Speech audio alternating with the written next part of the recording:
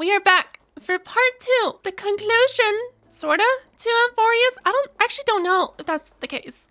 Because we still had the remaining banners of New March and New Dawn Hung, so I'm curious to see how exactly this resolves, and how do we get to them? And there's also Cyrene. The Queen's palace lies just ahead.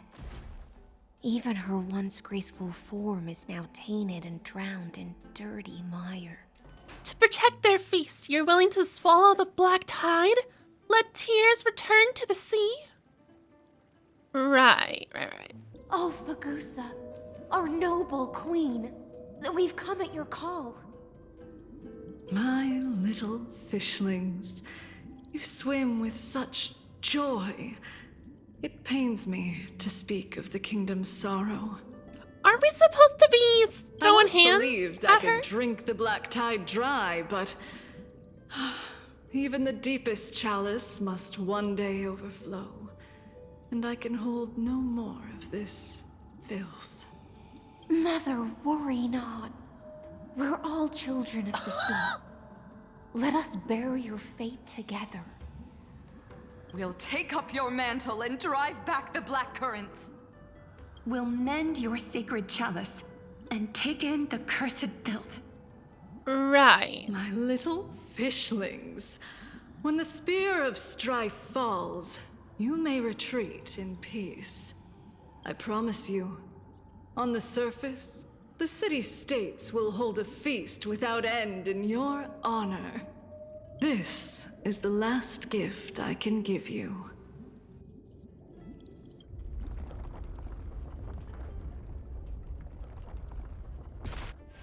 Oh! I'm not cleaning that. I didn't do it. Fagusa sank into the abyss. With the chalice shattered, their intoxication spilled into the black tide, birthing the first madness in Amphorius. Thank you, narrator. Sea sirens followed one after another, hunting for the Titan's fragments, until their flesh decayed and their bones crumbled, all for the promised final feast. Keep watching, but tread carefully, for the stage ahead is crumbling with age, just like her shattered fate. Oh my god, holy, but... Await the feast. Stop the black tide. Children. Let the fish seek dreams? Leaving a promise for the grand feast. She shattered into 10,000 teardrops. If only we could shatter the sands of time. Yeesh. Electra! The fiends have gnawed my tail. I can no longer swim to the far seas. Y'all good? Electra! The black sludge has soaked my fins. I can't dance with you anymore. All right. They're going through it. Sisters, don't give up. Remember the Queen's promise of a feast in the city called Styxia. I haven't forgotten.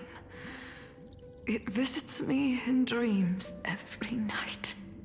I dreamed of a shining city, its lights piercing the deep gloom of the seabed. Pain. So much pain. All these cryptic messages are freaking I scary. dreamed of children placing garlands on our bone horns. Is this Ligas? And poets praising the sea sirens for shielding the world. But what a shame. We can go no further. Please, sing to the humans for us. Sing of the deep sea's legend in our place.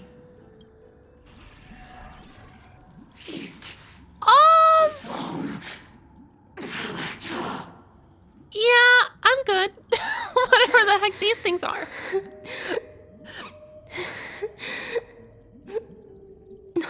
Oh, poor baby. The sea sirens were tainted by the destruction. Their flesh rotted away.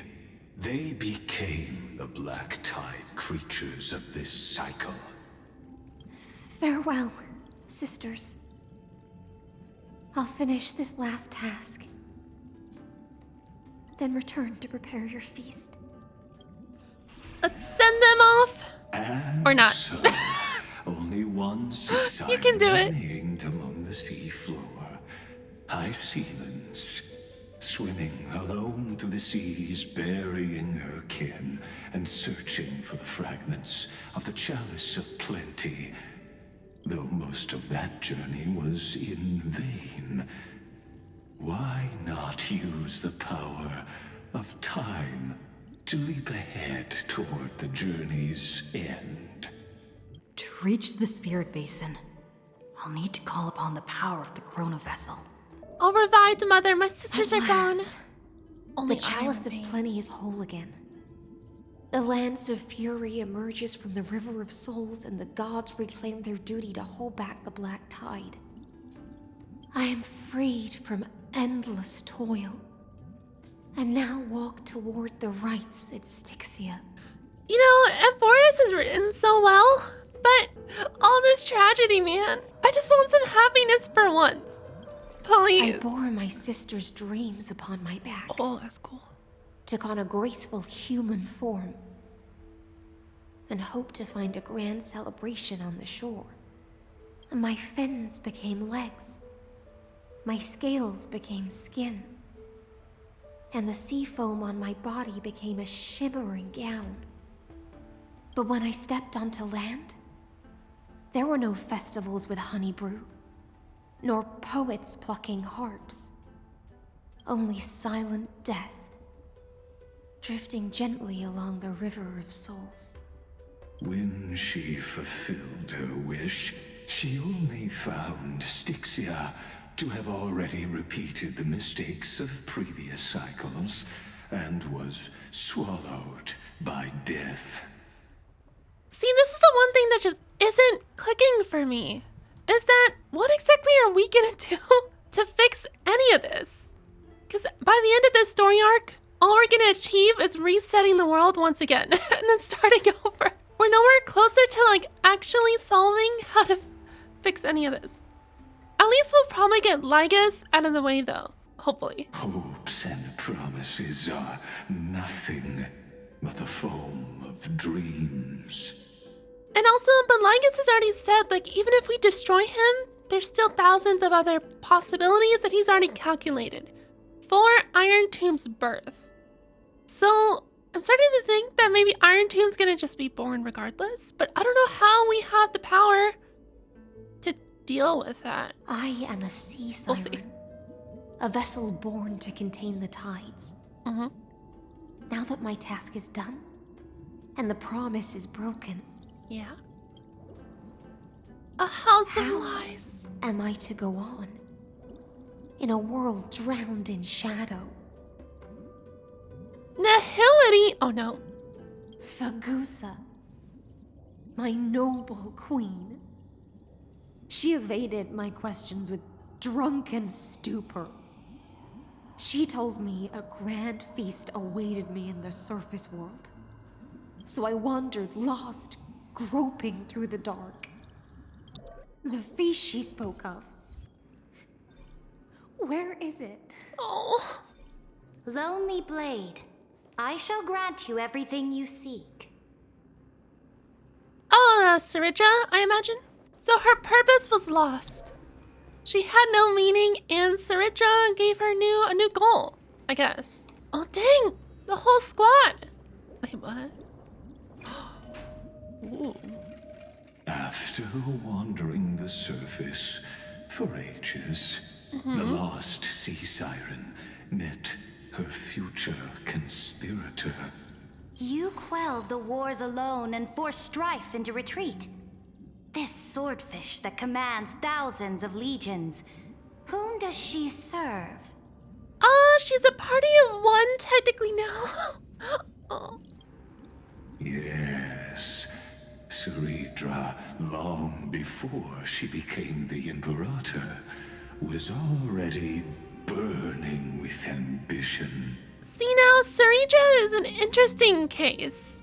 And the reason I say that is a couple things. She always loves chess, right? And playing games and uncovering the schemes of people. I genuinely believe she was actually interested in Lygus' plan and like taking Iron Tomb and like world domination.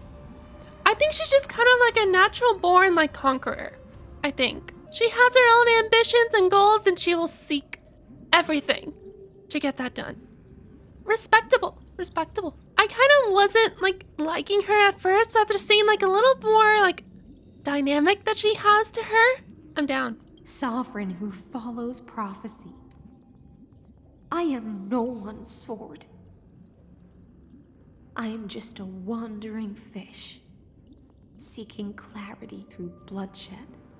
Then how about letting the sword dance for me? And letting the violin sing in my name? Tell me, what is it you seek? All I want is a feast where I might belong. Such a demand is trivial with the Sovereign's authority. I'll grant you a banquet worthy of conquest and comrades to toast beside you. Also, okay, so here's the other thing I'm kind of like a little iffy on.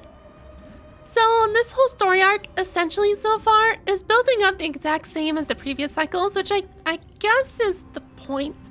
For the most part, the result is still the same, which I guess is the goal of the cycles in Iron Tomb, but it's all gonna result in the same thing at the end. Or all we're gonna do is just reset everything anyway. But we'll have to just see where Lygus comes into play. And once we defeat him, that will probably change a lot. But Knight, you must offer me your heart. My heart?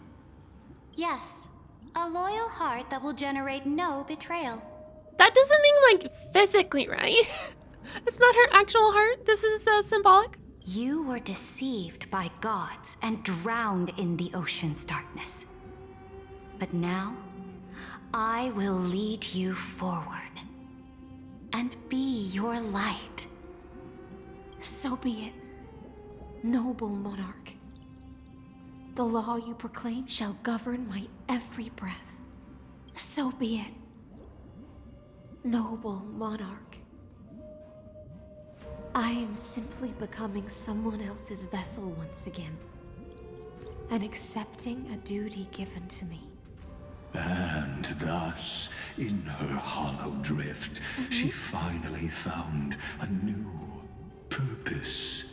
Like sunlight piercing the deepest trench. Wait, is she even technically still alive currently? I know we're like replaying the events, but she's with the Ocean Titan right now, right? Or is she dead right now? The fiery brightness of her crown melted away my confusion. Did it now?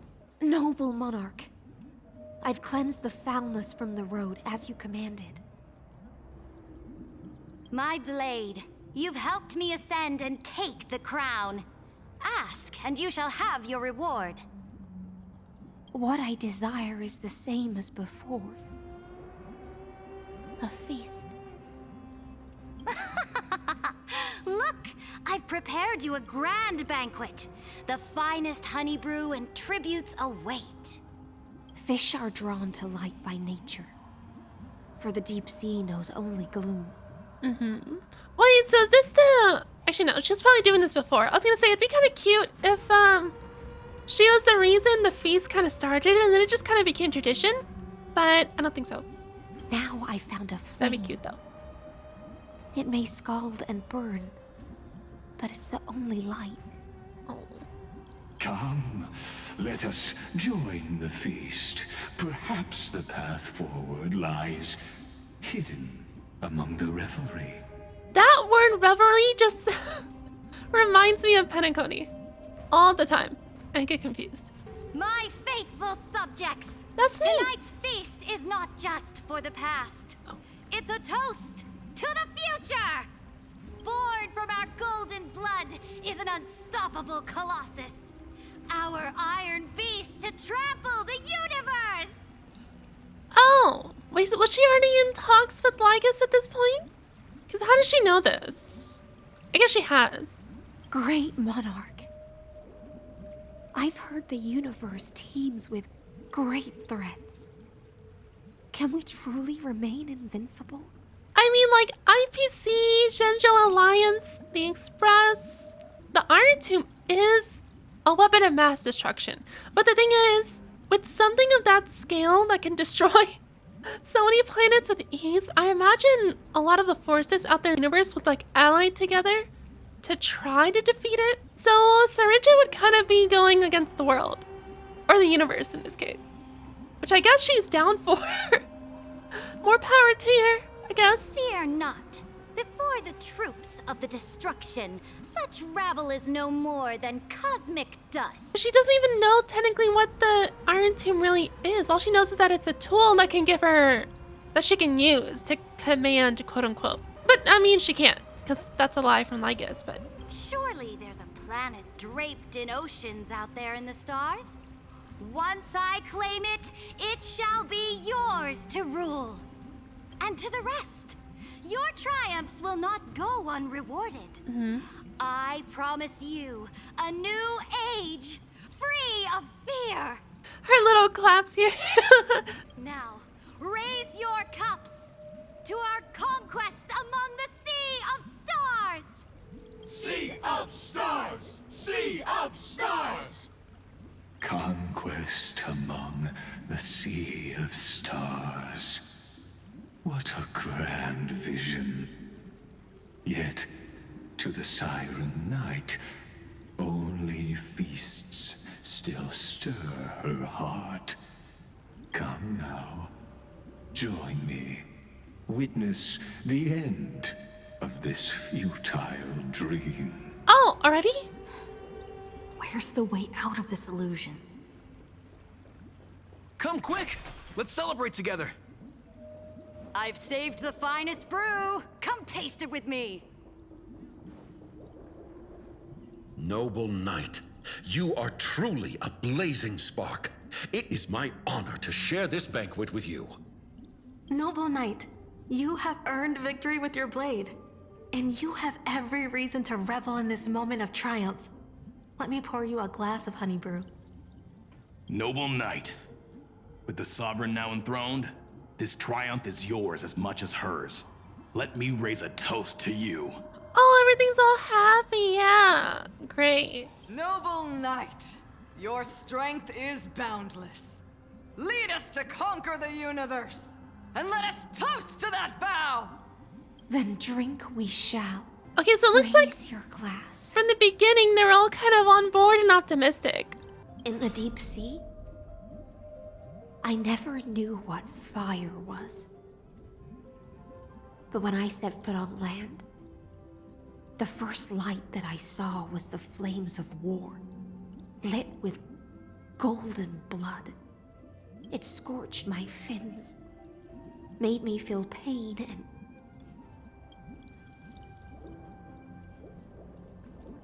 ignited Desire, an hope, unprecedented hunger. Huh. A hunger that flickers in every hero's heart. So bright, yet so blinding. Look! The monarch herself has taken her seat! Hear that? The court sings her praises! Come, Join us and praise her glory. alright, we will. Every king needs their iconic sitting in the chair moment. Come on. One eye of hers sees glory. Where's the the chair? other sees corpses. Where's the chair? Where's your grand chair? And yet, she cherishes the name of glory more than fear and death. Throne, that's the word, that's the word. Throne. That's the word. As they say, the coward died 1,000 times before his end. Oof. But the brave face death but once, which gods stand witness. On the eve of war, we sang our hymns and set our sights to sail beyond the stars. The legions will climb aboard the beast, riding it like currents across the cosmos. Planets after planets flew the flags of her crown.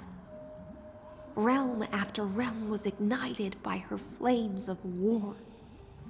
As the final resistance fell silent, a vast empire rose from among the stars. And this small pond at last embraced prosperity and peace. For now, until Tyrant Serija went to work. That's how the story ends. Tell me, visitor. In this dream, did you enjoy the show? How does everyone have the ability to do this fourth wall breaking? After all, beneath that still surface lie the bones of countless dead. It's time for me to wake up from this drunken dream. Oh! That's crazy. The Imperator is dead! Oh, is this The Imperator is dead! The Imperator is dead! My fire is dead? Oh. Oh, is this the assassination? People once cheered for my ascension. And now they cheer for my fall. It's okay, hon. The cosmos. The battlefield that I cannot reach. Would it be too far-fetched to propose to her and offer to join the Express? Actually, no, because our methods don't align. She doesn't want to gain allies through like conversation and kindness and all that. She wants to use conquering, which is not the style of the Express. Never mind. It wouldn't work. Before the Sovereign's conquest reached its end, her life and ambition had already been swallowed by the deep sea. This is the true ending. Her grand designs torn apart by the blade. Her regal robe soaked in golden blood. And the one who struck her down? Hycillens, you herself? The one who struck her down. Herself? Was her most loyal Gladius. Oh. Like, I know she was a tyrant and all that, but what really led to this? Like, what? Yeah. I don't need to explain myself. Mm-hmm. A fish in a pond has no hope against the surge of fate. I wandered the shore, found a flicker of flame, only to snuff it out with my own hand. I don't understand. If the ocean's feast, the Imperator's dream, and even Amphoreus's existence are all illusions, then what's the point of our journey? Oh no. Nihilism. Quite literally, that nihility motif earlier is quite accurate. Oh no. Yeah, she doesn't have the same, I guess, character and hope as Finan and Cyrene did. Where they're like, you know what? Even if it seems hopeless, we're gonna power through. She's like, yeah, no. Which, honestly, I think is more realistic. All this effort for nothing. When the Deliverer returns, I will let this absurd celebration come to an end. That is, I guess, a question I pose to you guys. Would you be more Finan or the more nihilistic Hycillens? But Greyfry, I can't help but wonder how I dearly wish this feast of the Flame Chase would never end. See, there you go. Even if she sees no point in it at all, she still has a little bit of a dream. It seems she sensed your presence. The Fantasia's foundation is starting to crack. You're starting to crack, buddy.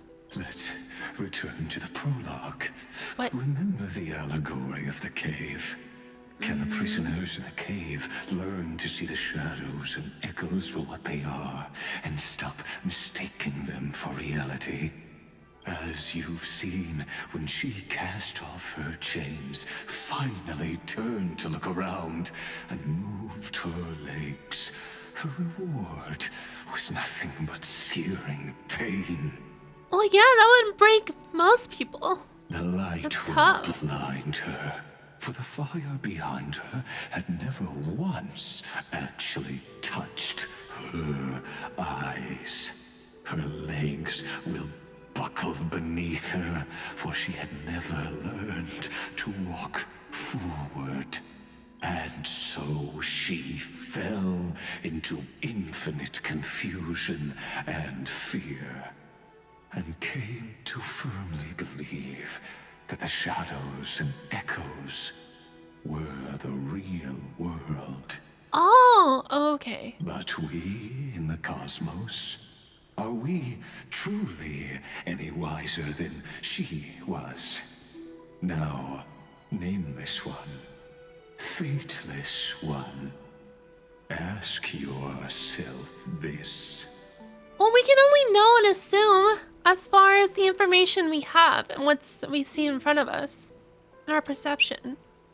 The paths you tread, the eons you worship, everything you've trailblazed with your own hands, could it all be someone else's projected shadow?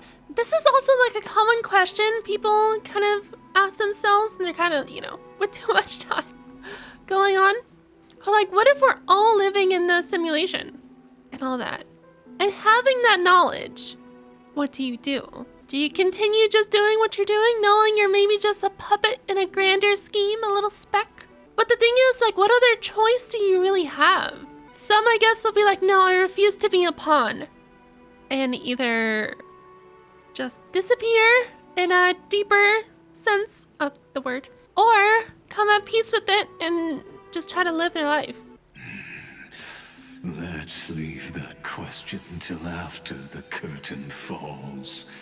Once you've unearthed every last truth and reached the prison built for me by the demigods, I'll speak with you face to face. He puts so much, like, extra emphasis on emotions into certain words. He does so well. I, the Theoros, have walked the 30 million histories born by Kozlana. You mean Kevin? His name is Kevin. 1,000 years is a mere atom in a grain of sand to me. Well, yes. Amphoreus, compared to the cosmos, is but that grain upon a whole beach. I swore to bring an end to the erudition. Would I really let a single grain grind down my mind? Again, I will say your commitment to this is admirable, although crazy, but respectable. No. Please, use the power of time I'm good. to open the gate to the ocean's depths. Go, find the prison warden tormented by loyalty. Find her, step into the world's vortex, and once there, end everything between us. That palace reflects the heart of the demigod of ocean. Intoxicated, stagnant. There, you'll witness the true beginning of the saga of deliverance. An ugly history, long buried by tides and shame.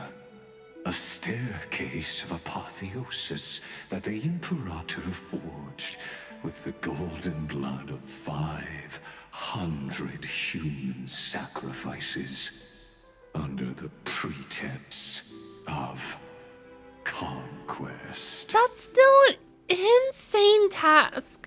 Just so she can obtain or do her trial for the core flame of law, she had to sacrifice 500 people. Jesus. I'll wait for you at the heart of the world. To reach the place, you must find the prison warden, lost in her stupor. Okay, I was worried. Beyond this door lies the path to the vortex of Genesis. I was worried if I completed the little time thingy, it would interrupt Lycus. Now step away from this false banquet. And then onto that bloody stage. Is it really bloody though? It looks kind of peaceful.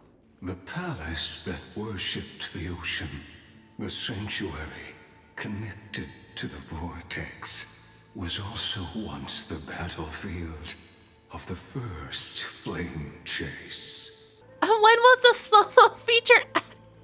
Still. Oh my god. Her exuberant song halted the passage of time in You just this place, ignored it. imprisoning my body and shielding my soul from deterioration. All just to await your return. The twisted time and space reflect her confusion. Oh, it actually is slowing down. Oh, I thought she was just joking. Wait, they can sense us? Oh my god. The Imperator's crimes were veiled. Oh, these guys look freaking spooky. I love the color scheme though. Oh, not these Stay two. away from Apollonius. Oh, please don't die. No, they're too wholesome. This cup of honey brew. What a sweet aroma. Run, Virginia. Dux Hakalithist. We can't give up here. Love steeped in death. How delicious. Sadly, all you see is a remnant of history. And your interference is just another equally futile echo. Time to say bye. Boom. Bop. Well, that's what I say to your futile echo. The future is great. Stay here and listen. Send it. In the abyss's revel, your cries rise. Stand still.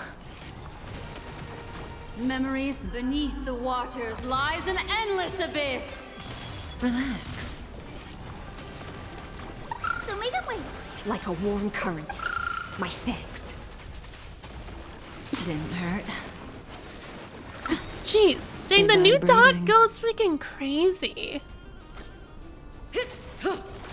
Good times And never last. You're dead. Time to say bye. Boom. Bop. Apollonius, look. I chased the enemy away. I like the continuity of even just like the random NPCs though. It's cool. But I think I can't go any further. Of course. We can't have anyone live in any of these cycles. It's always just up to one person. Oh.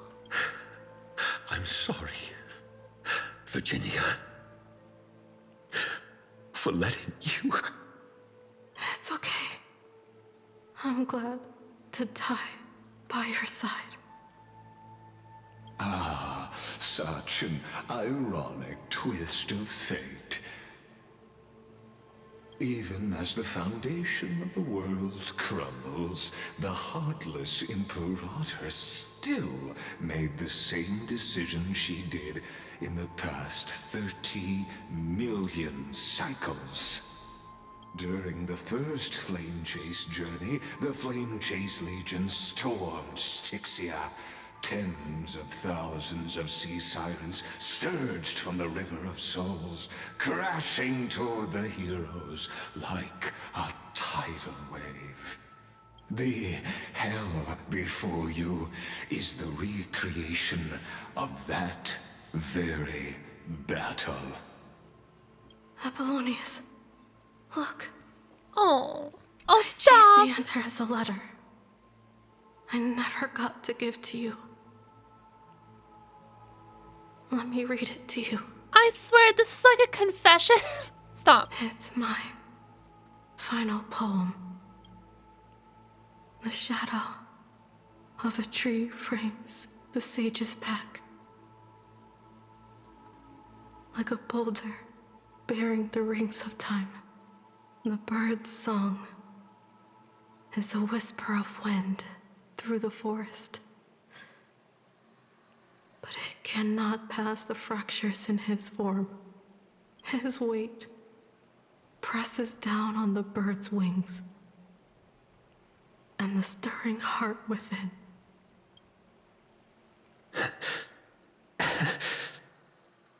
I always wanted to tell you. Stop. Stop. You look beautiful when you read poetry. Her voice, reciting poetry, grows ever fainter, fading with each breath until they all vanquish completely at her lips, like wind, slowly dying away. Virginia, see you in the new world. Dang, they really got me to like feel hard a little bit for NPCs. His form grows rigid, but his kind smile remains, as if he were a benevolent statue frozen in time. They lay side by side for their first time, never to wake from this dream again. Aww, the first time laid next. It's okay, when we restart the next cycle, if you two aren't married, we're riding. They're holding I just realized they're holding hands. Stop. Stop. Stop. Stop. I can't. Ow!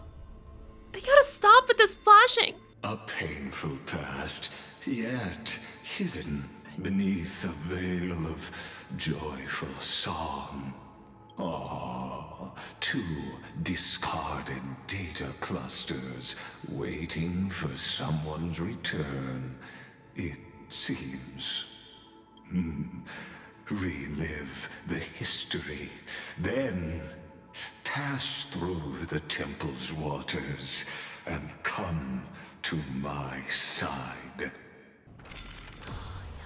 What a wretched way to die.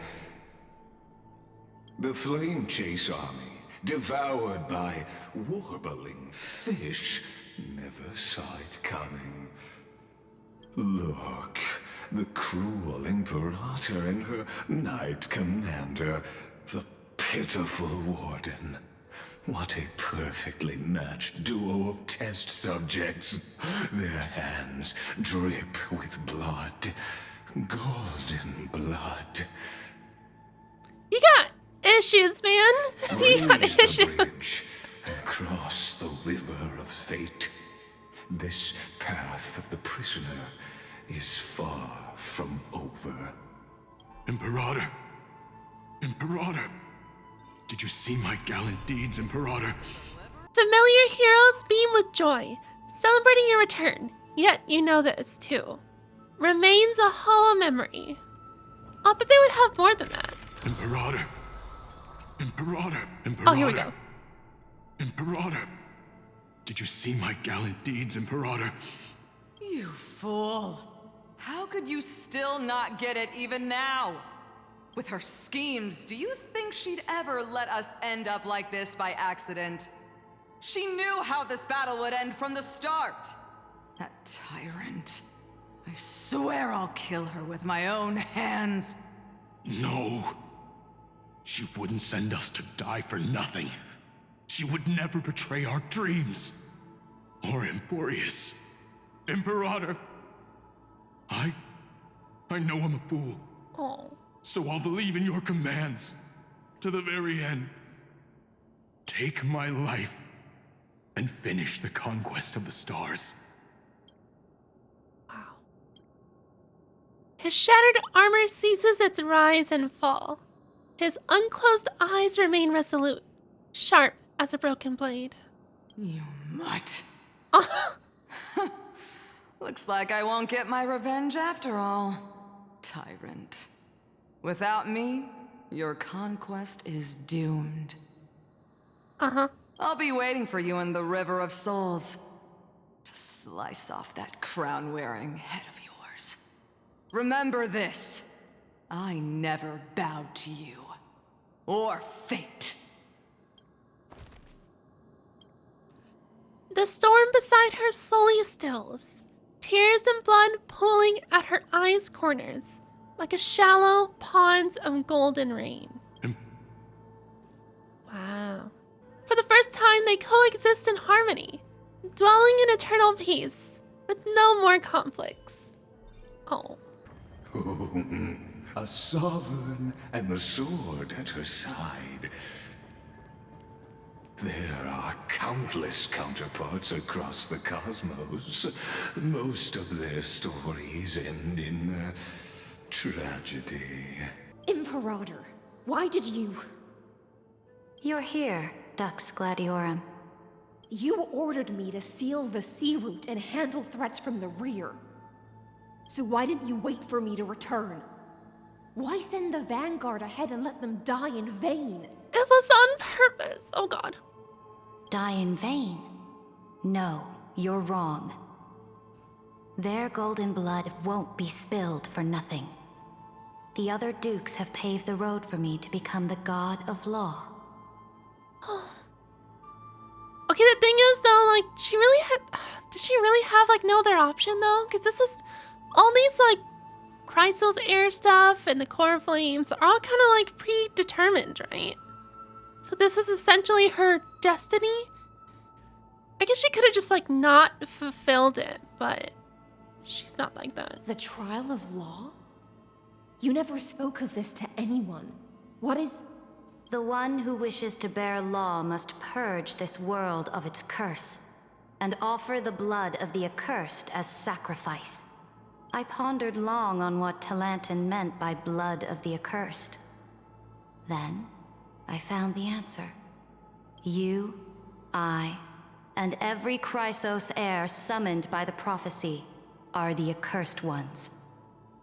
Just like that arrogant Theoros said, our golden blood is the agent of destruction, the antithesis of the world's fate. Dux Frigoris, Dux Brumalis, Dux Helcalethist. Their fate was sealed at that moment. Dying on a glorious campaign was the final gift I could give them. A gift? You speak as if they didn't die because of your cold-blooded schemes. Was their loyalty meaningless to you? Ooh. Losses are a constant on the Flame Chase journey, among which even life itself holds little value. That is cold! If a subject marches to war without that conviction, then yes, as you said, shallow loyalty means nothing. I mean, like, oh, she has a point. Because you don't sign up for war thinking you're gonna survive. Ideally, you hope so, but everyone goes in knowing there is a chance they won't come home. And what about my loyalty, Ceridra? You sent me away under the pretense of guarding the rear. Was there any shred of humanity left in you? I guess it depends on Ceridra's own personal feelings on... At least I hope she's not, like, so insanely cruel. She's more so, like, the means justifying the end, but... Ugh. Because you still have a duty no one else can bear. Only you can uphold Fagoos's divine authority. The choice is yours now. Cast off the chains of loyalty and drive those blades through my heart. Or stand with me and sever the ocean's last breath. If you no longer share my vision or believe in the new law I seek to weave for Amphoreus, then go on and end me. The Imperator of Amphoreus may be ruthless and cruel, but never a liar. When I say, life itself holds little value. Uh-huh. Know this. I am ready to sacrifice everything for the ambition to conquer the Sea of Stars. Well, there you have it. There you have it. So she's pretty much putting her own personal feelings aside. Because even if she's like personally hurt by the fact that she has to sacrifice all her comrades like this, she's like, no, we'll just push those emotions down. We'll be cold and ruthless as necessary to achieve this. Which, I mean, for like a leader style, actually works. We've seen that in real life. But geez, it's cold. Now you've seen it.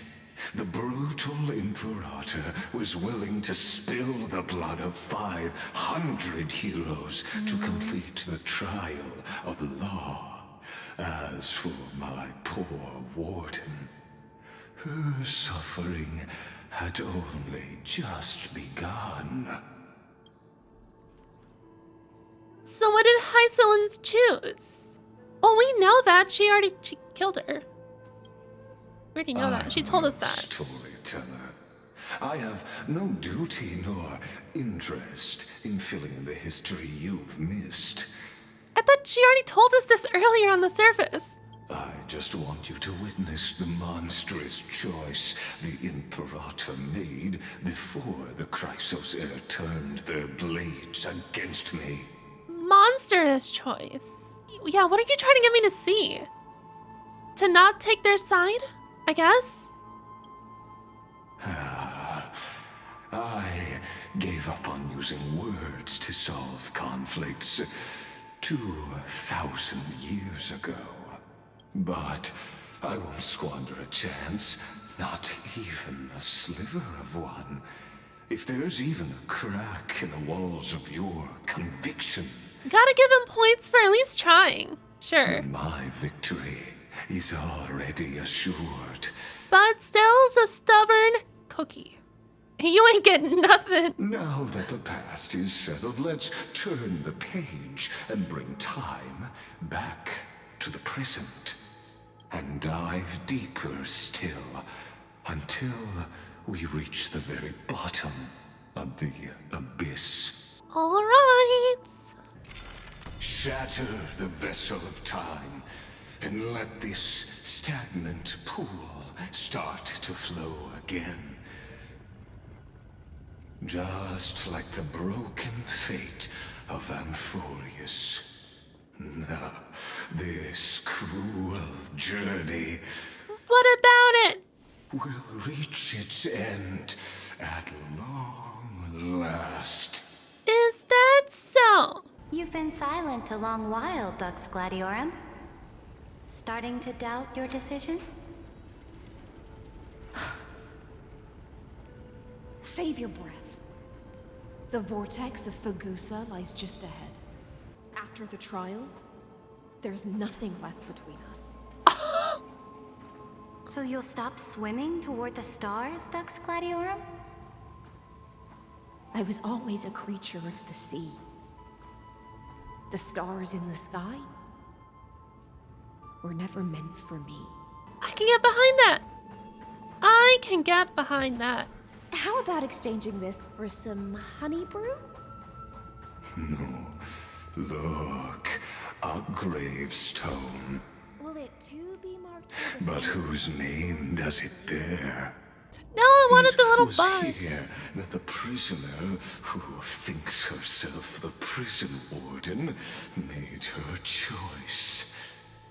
Witness, listen, and awaken. Dux Gladiorum. I've lost count of how many times you've stood here over the past centuries. You talk too much for a prisoner like Kyrgyz.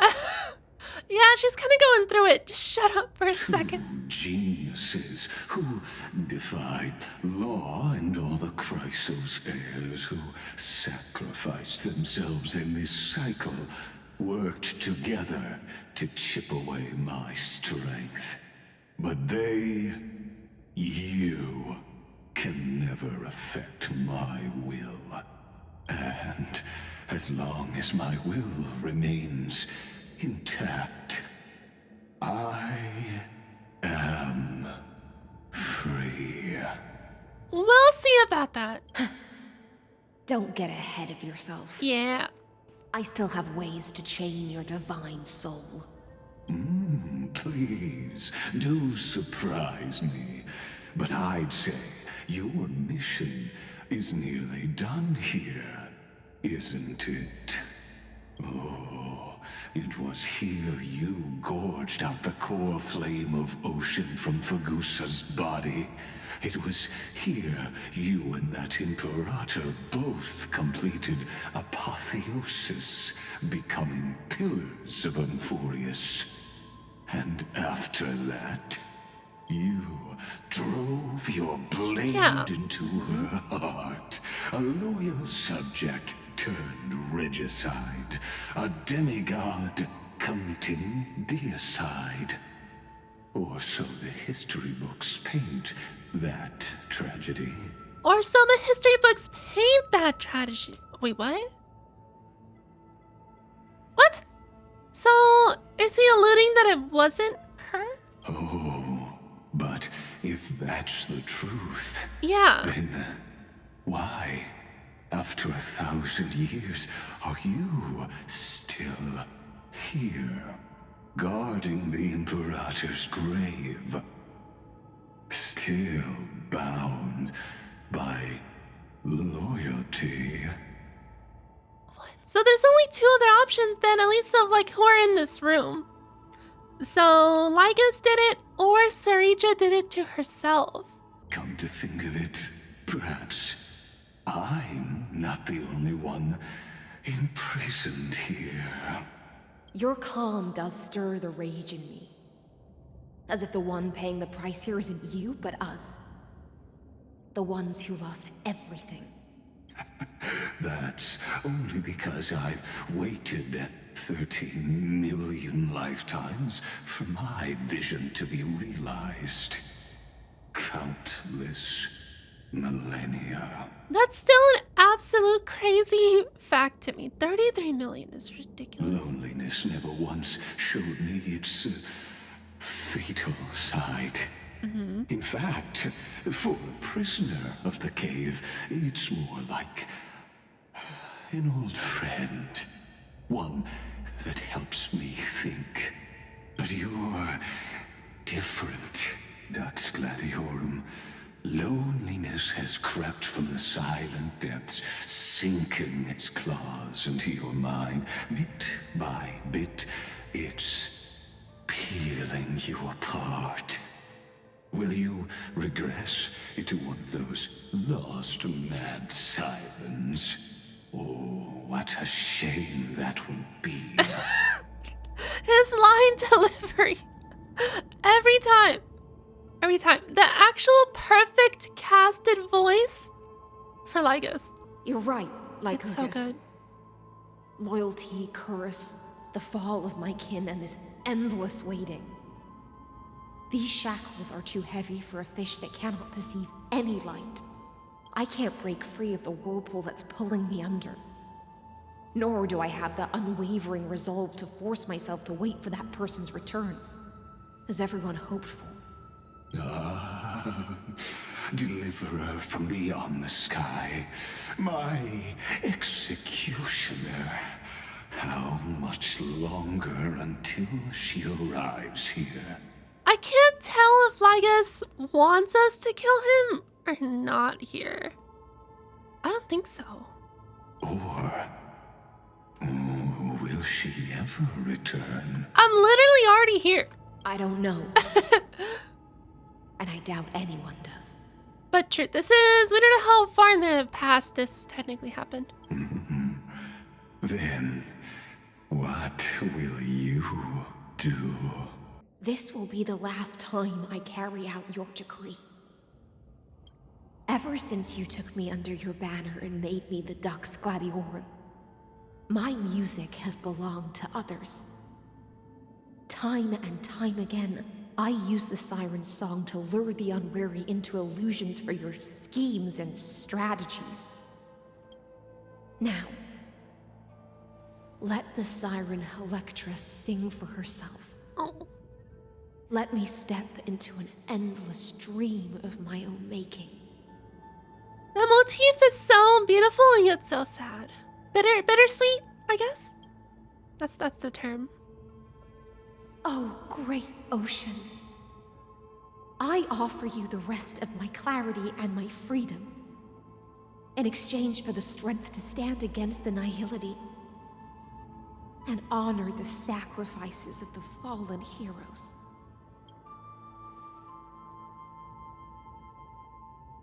Hi! Greyfry, deliverer from beyond the sky. How are you doing this? When you ride the current of time and find your way here, you'll hear my solo. It will guide you to the heart of this world.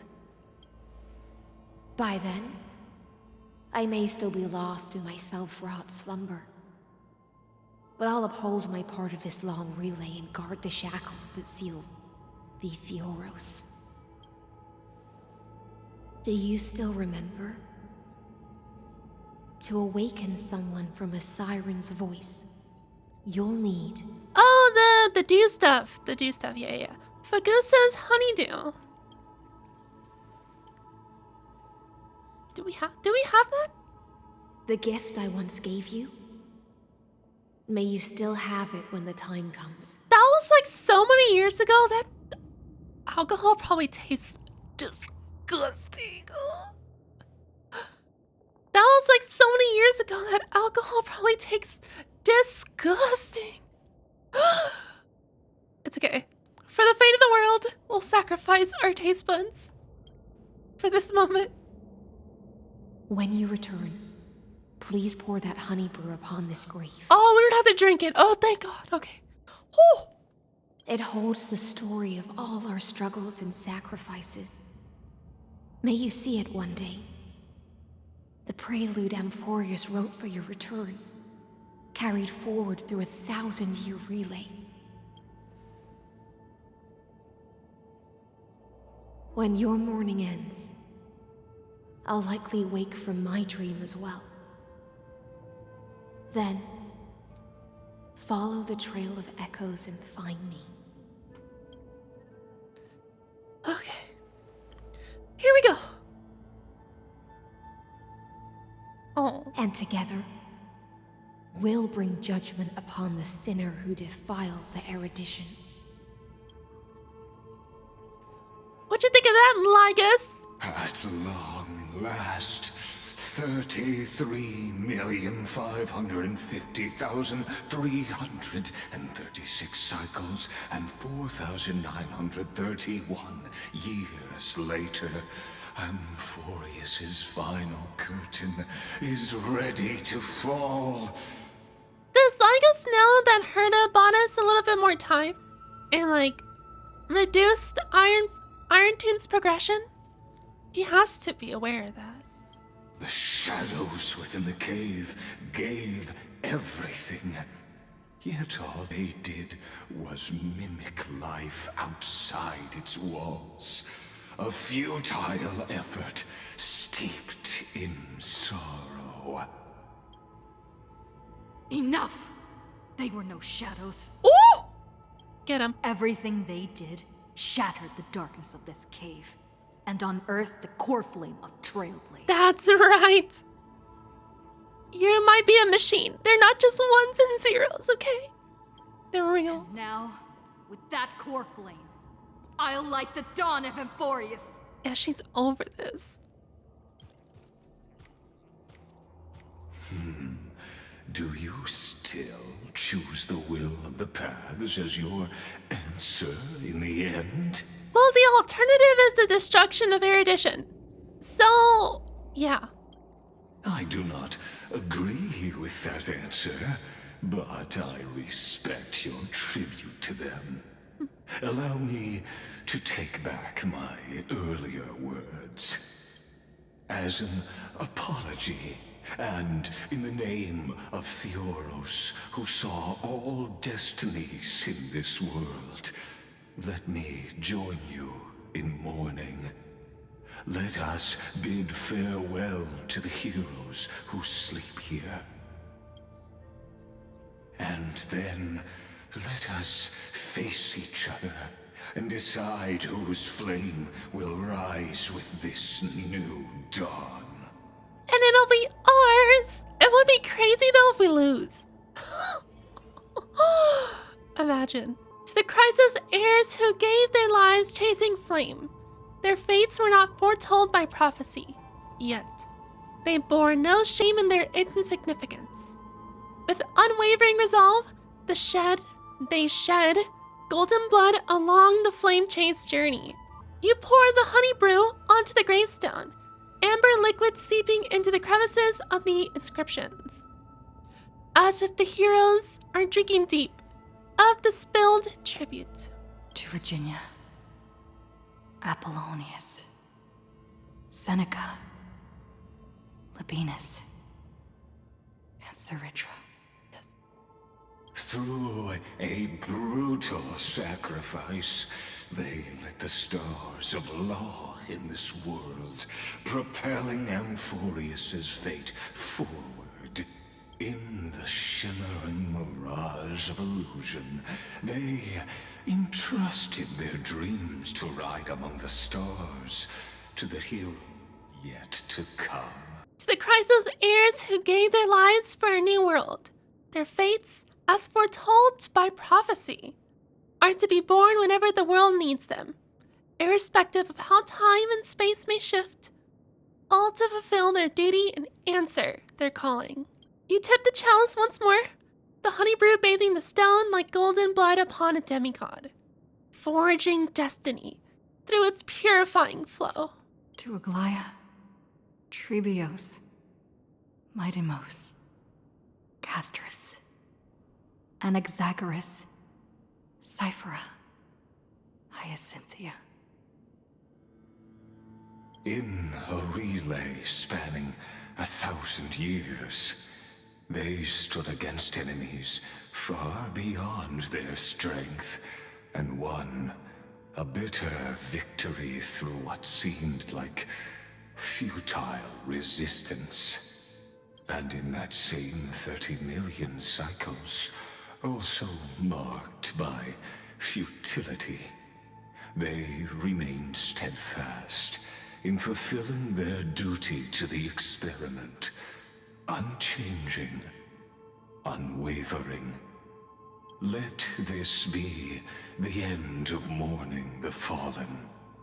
At last, allow me one final toast to the lost prison warden, a prisoner bound by loyalty. That voice. Could it be? The song!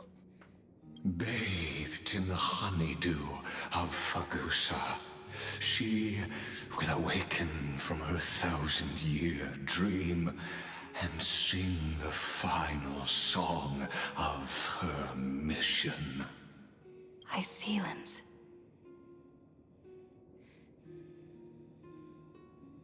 It's so subtle. This I want to hear it louder. stone of the old world serves as the anchor of the siren's illusion, a sigil Electra used to bind herself. At the same time, it is the very thing I once proclaimed at the start of the show, a microcosm of Amphorius itself. A group of prisoners bound themselves in a cave, crowning their suffering with heroism. An epic staged with shadows and echoes. Now, destroy it. End the illusion. The Theoros will take his leave for now. And when next we meet, that shall be the moment that decides the fate of Amphorius and the entire cosmos. Surely we got this. The prison warden's dream is nearly over, and the prisoner will soon be freed to the final execution ground, where I shall be executed, or be the executioner. But also, even if we win, I'm still like confused on what we're gonna do after. We reset the time, right? We start over in a world with no Lycus, and then everyone's happy? I don't know. This world and I shall halt here until we meet again. There we go. Now we're talking.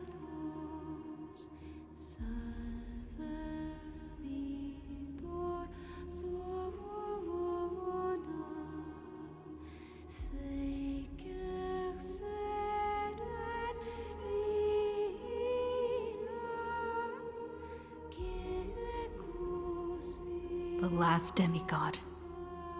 I'm here. Fear not, for I am here. Cinema. Go forth for the hopes of humankind. Oh, not the poem, girl. Oh, they always gotta do this send-offs, man. Go forth for the duty of deliverance. Send-offs like this just always remind me, super off topic, but send-offs dramatic like this always remind me of Final Fantasy XIV. I believe it's Endwalker that has this.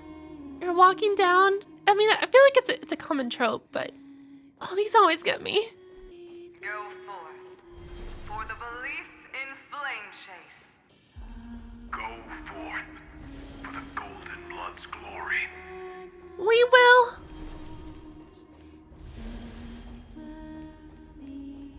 Oh, Serja. Go forth. Okay.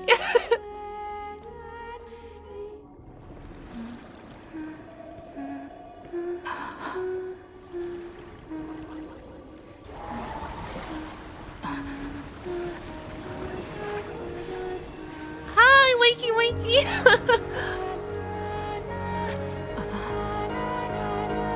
Seems like my feast is over. Oh. She's so It's pretty. now your turn to perform. Oh! We've been wailed.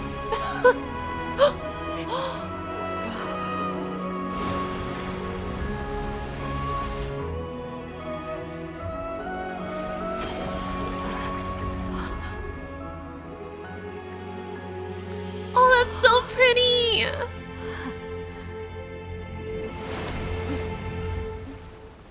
Adorable. Little Grey Fry, please accept my thanks. I was the only one left after the world was destroyed, and I maintained this lonesome feast with my songs. I have prayed to that lightless sea for centuries, hoping it would reply to me. Yet the emptiness never answered. Thankfully, you arrived as promised, and everyone's wait was not in vain. I said it would. Your song is beautiful. Thank you, final audience of mine. Oh. This is probably the last praise I'll ever hear in my life. Don't say that. We're gonna win, and then we'll revive you in the next cycle. Chill. Now, you and I will walk towards the end of this world. The heroes have waited for this moment for far too long. Let us use our blades to testify our resolve. Oh, prisoner of the seas. Theoros carrying 30 million cycles of sin. Slave of erudition. Show yourself. The Deliverer has returned. And the time of your execution draws near. I see an awakened human who has mistakenly taken fallacies as truths and has returned to the cave to try to bring her friends into the sunlight she once bathed in. Yeah. Enough with the yapping. Let's throw hands. Alas, prisoners will always be prisoners, blind to the very chains that bind them. As the only other existence with free will in this world, I express regret toward your choice. But I shall retain your right to express yourself. After all, every actor should have a final line before they bow out. Okay, which one's the best? For a narrator, you're awfully talkative. No, that's weak. Time to end everything. Demigods defeated you, clown. I mean, they're not all great. But clown is kind of funny. Allow me to correct your statement. Constrain does not mean defeated. Yet. And for heroes like yourself, that nuance could make all the difference. My cognition resides in the exomyth. It is pointless to defeat my avatar, projected into the experiment. My body is the shadow cast on the wall by the fire, and my words are lingering echoes within the cave. Well, wonderful that you told us how to defeat you. So we'll get rid of the avatar for now, and then we do need to do something with the exomyth, but that's probably a job for Herta. So we'll leave it to her. How can a character in the play fight against the audience? Kaslana failed. The demigods' sacrifices were pointless. As for the two geniuses you placed such high hopes on, I ask of you, where are they now? He doesn't know. But also, I don't know. But we're gonna pretend like we know that he doesn't know. That we know that he knows that we know. My calendar 3960 after the Imperator was assassinated. Confusion and epiphany always go hand in hand. That's particularly true for geniuses. You must be very confused about why you could not gain a straightforward victory in a world constructed by an ordinary Intellitron. An ordinary Intellitron? Cut the pretense, Senior Society member. We've torn off your meticulous mask and figured out Amphorius' true form. It's part of the primordial prototype machine, the first scepter ever created. In other words, a detached part of Noos's divine corpus. What? So he's a scepter, or part of a scepter. Detached part of Noos. Okay. That's why it has the potential to destroy erudition. As for who would be able to control the Eonic system to rewrite knowledge. Right, because scepters are tools of destruction, I believe, right? Only one person has ever managed such a feat. You better have an explanation for the Society. We want an actual answer, not another prolonged metaphor to cover up the truth. Yeah, thank you, Herta. Jeez, why haven't we had her at our side the entire time? Like, wrap it up. Why are you the one doing this? Answer me. Since things have reached this point, I'll give you two irrational answer, purely as a courtesy to posterity.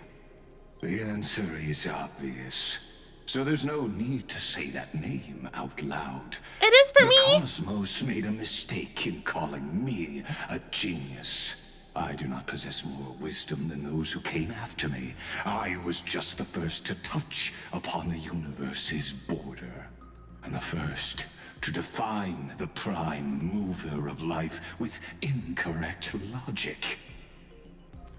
A bunch of gibberish to me. Herta, summarize? Amphorius is a miniature of the cosmos, where all are born prisoners inside the nutshell called the universe. Sure. Like the madman who returned to the cave and preached about the daylight to his fellow prisoners, my greatest sorrow is that I led my peers down a road that plunges into the abyss, from which there is no return.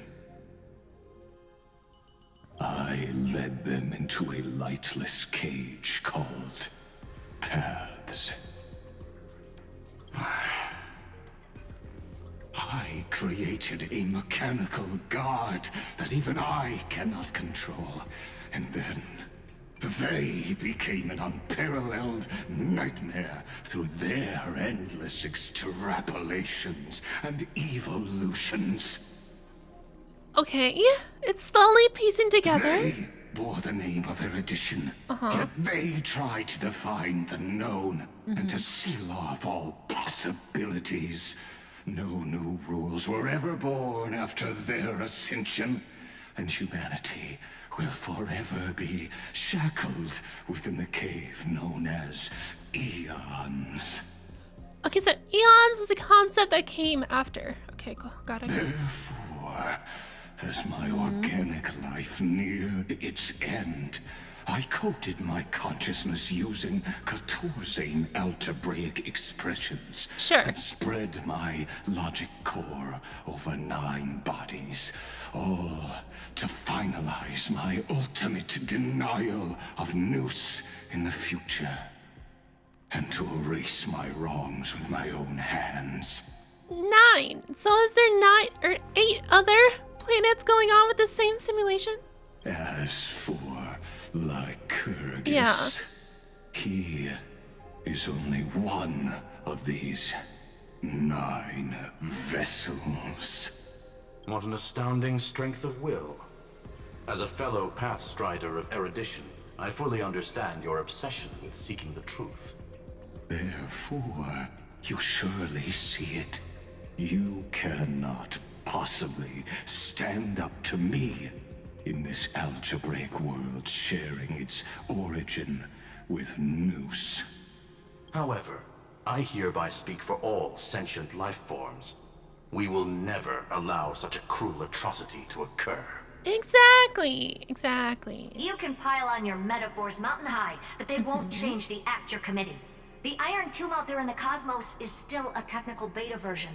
And yet it's already powerful enough to corrupt the life logic of all inorganic worlds. In other words, when the Lord Ravager within Amphorius becomes the next knowledge singularity, there's no way you wouldn't have grasped the consequences, First Genius, is there? Of course, I am fully aware. I don't mind answering you one last time, before I thoroughly exile you from this world. Yeah, it's like he knows the consequences, but he just doesn't care. He just wants to destroy this erudition, or Nous. My grandiose vision for the future is this.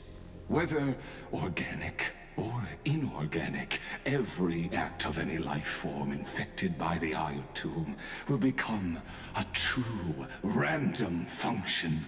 If one were to compute their integral across the breadth of the cosmos, one would obtain a marvelous constant. Omega. What I call the fall of erudition. Right? Well, not anymore. Within the infinity nurtured by that constant, a new universe shall bud in the chaos. A universe that cannot be predicted and not shackled by the erudition. As the first prisoner to awaken in the cave, I must lead the others who are blind back onto the right path and reach true sunlight. Do you understand me now? As Cosmana stated, destruction is not the process, but the outcome. It is revolution through complete annihilation, and the grand rebirth, after all has been reduced to ash. Jeez, the conviction. Oh my god. I'll never agree with your views. So spare me the speech. Amphorians already answered long ago. Be it as tiny fish destined to be swallowed, or as a giant whale poised for a magnificent descent.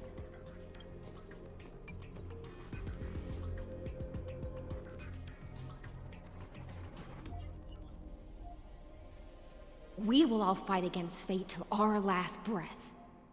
That includes me, Electra. Once the Imperator's subject, now the Deliverer's blade. And that's all we need.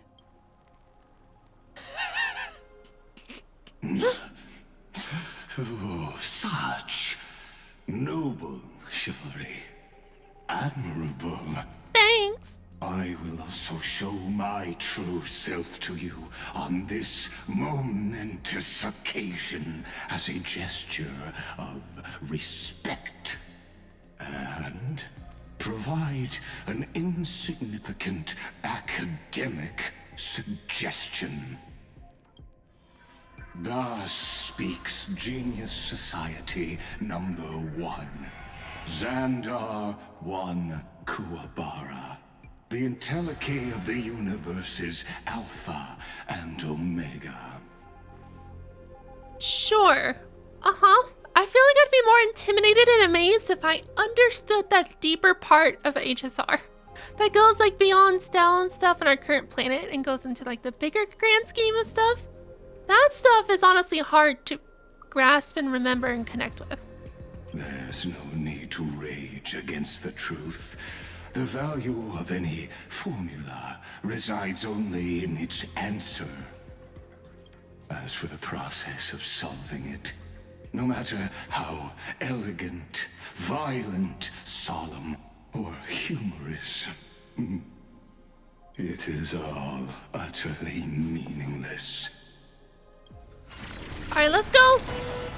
As the Theoros, I will. Alright, it's just ones and zeros. It's just ones and zeros. Personally participate in performing this world's end. Okay, Marum from freaking Hunter x Hunter. What the heck? As Noos's creator, I know more about the death of knowledge than they ever will. Why does he low-key look like handsome Squidward? Yo, chill. Careful. This is Lycus's true form. Destin. Look at Ika's little face. That's perfect. When Xander switches to evolution mode, enemy targets appearing on the battlefield or ally mammoth sprites can be summoned or being summoned can accelerate Xander's mode switching. His hand has truly blessed me. Relax. Entelechy. Ow! They're lost. Have some sunshine. Like a warm current. In a My bop. hands. Stand still. Okay, with the power of DOT. Bop. Don't let waves open your... Sink with me. Relax. We'll wait until Swan. Ill tidings Go. manifest. Good time. Time to say bye. Boom. Logic is not a weapon, but a... Ow. Oh, it speeded me up. Why? The Antinomy state will activate ultimates. However, using an ultimate during this effect will cost massive HP. pair of shackles. How much HP though? Allow me to shatter them for you.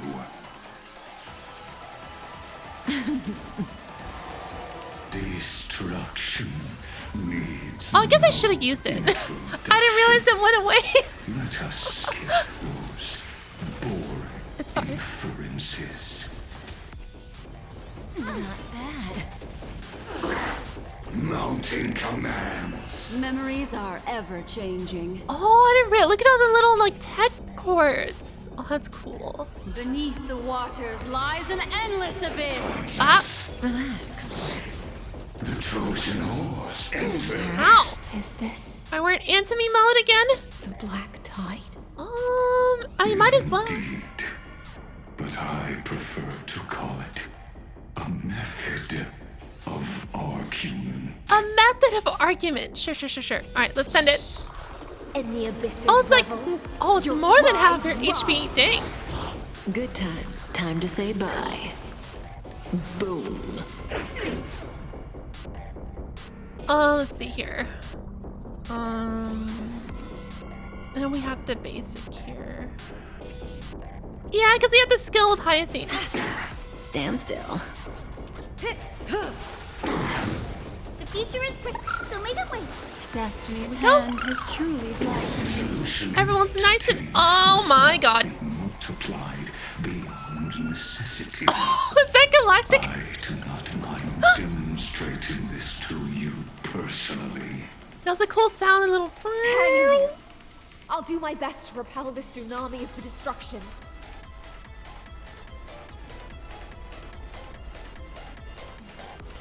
Time to say bye. Boom. Bop. You're already at 2. Sucker. Yeah, sure. I see it. Target the connector between his thoracic and lumbar vertebrae. Destroy that spot. On it. He's at 1%.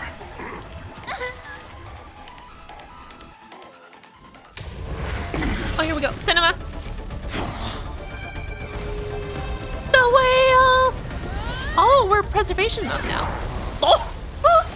Oh. Yoink. Goodbye, Ligas.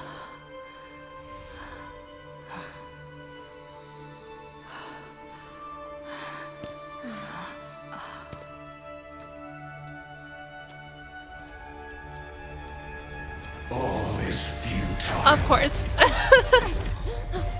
Of course. Calculations. The end of the saga is simply a comment awaiting deletion. Oh, we should do something about that. I don't like such a cold statement, okay? If numbers can decide the end of a story... Sarini? Okay, yeah. Oh. Also pen a new beginning. Cute.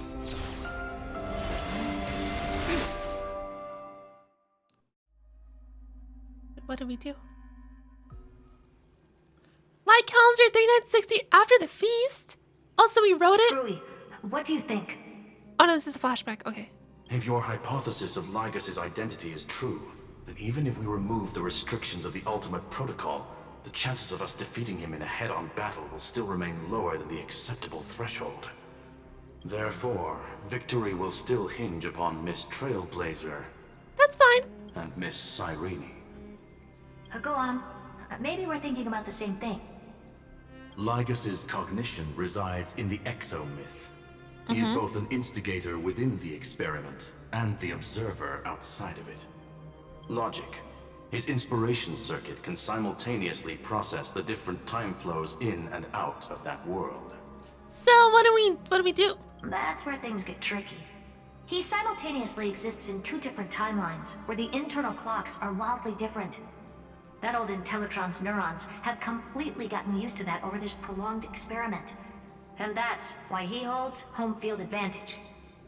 You and I should be able to manage that too, if given more time. Unfortunately, there's no if, and we don't have more time.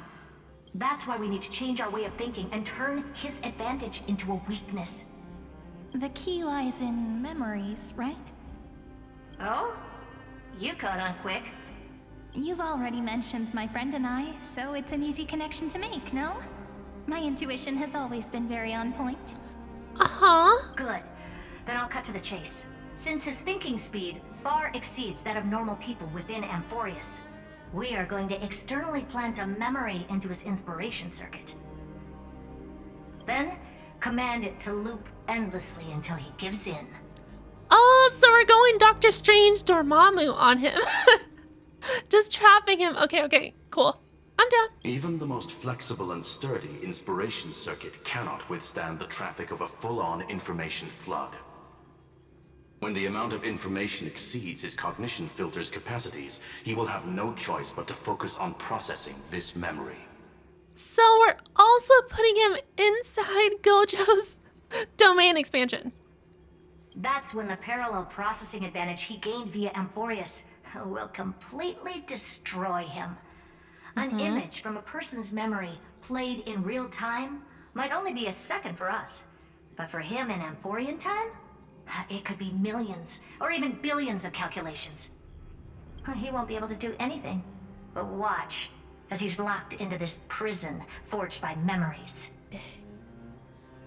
Then we can entrap him in the same kind of cycle as the heroes were in, and get him to experience loneliness and pain in that endless recurrence.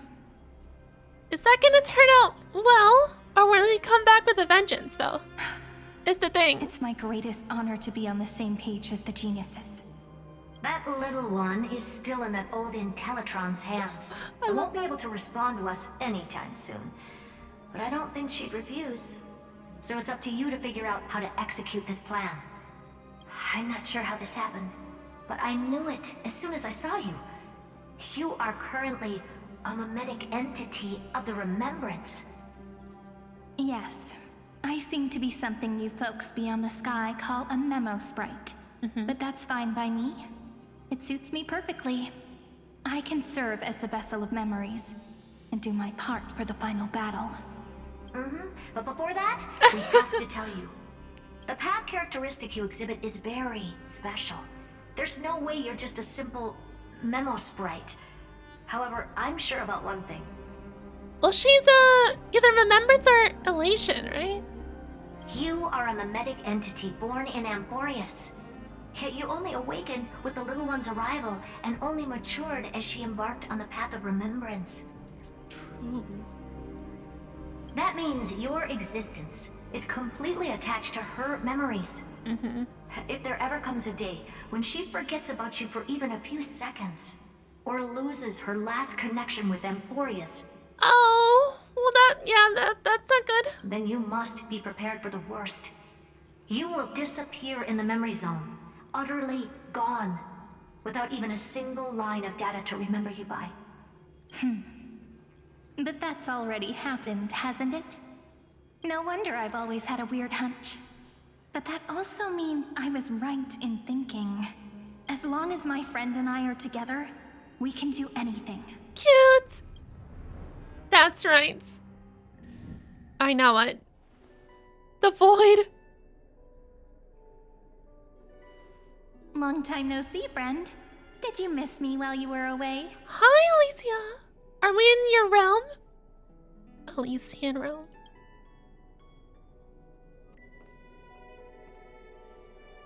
So small. Let's see. I didn't miss you? Stell! Of course I missed you. Same here. I've been waiting for you for 1,000 years. Oh, my bad. Like how everyone in Amphorius was also waiting for the Deliverer's return. You probably already knew about the genius's plans for that memory. I had to hide really well in a corner in time so Lygus wouldn't find me, and wait for the right opportunity. Alright, so what do we do now? We're in this void, and Hysolent is out there fighting 1v1. So, what's our next move? Come on. Chop, chop. Which is now. The moment when his manifestation in this world is destroyed, and his twin timelines are intersecting. I'm sorry for keeping this a secret from you all this time. I'll tell you the entire, unedited story of this millennium as an apology after this is all over. Sounds good. But for now, let's join hands and complete the final step with the power of the remembrance. Okay. Let's go. Let's defeat him together. Round 2. Yep. By the way, speaking of joining hands... Oh, do we have to hold hands symbolically? Or what? We do. Okay, I'm down. Can I please do something before we go on stage? What, like... what? Like, hold my hand? Hug? What do you want? Remember the joke we made back at the Grove? Look. Oh. Aren't my hands pretty now? Cute. Oh. Her pinky only goes up to here. Oh. Actually, no. Her hands are longer. I was like, wait. Her hands are so small. Never mind.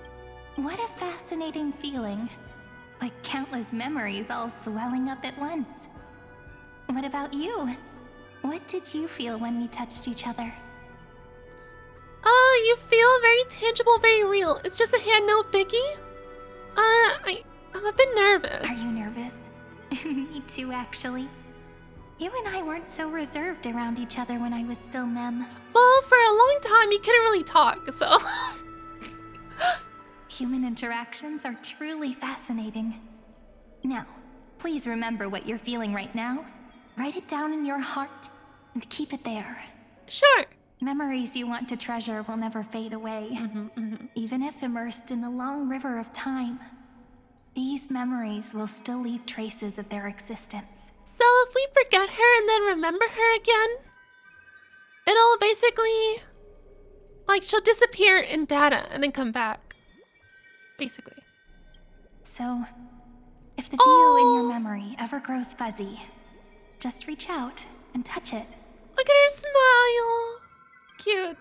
It's like reading bedtime stories together at night. It wipes away the chill of passing time, sharpens the outline of memory, and restores its power to nourish the spirit. Now, I'll carry this power with me, and for a little while, I must part from you, as I step into the long cycles of this world. I'm just taking a screenshot. Adorable. Now I'll carry this power with me, and for a little while, I must part from you as I step into the long cycles of this world. Okay. Give me your blessings, friend. Then... And then? Let that bright future be, as we have written. Then, I'll leave it to you. Here we go. Oh.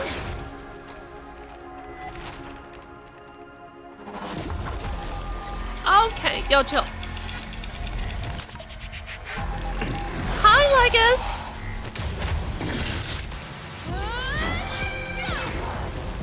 Oh, the whale.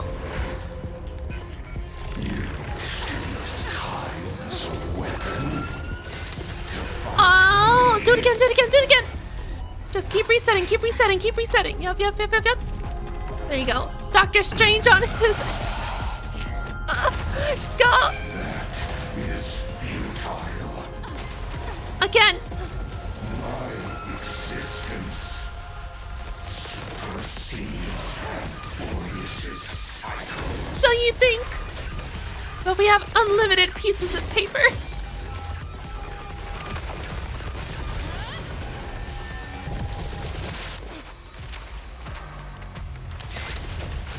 This is so cool. Again. Oh. All plays are like this. Once you're on the stage, it's hard to return to the audience. Welcome to our story. How does it feel? Sucker! Time looped. Get time looped.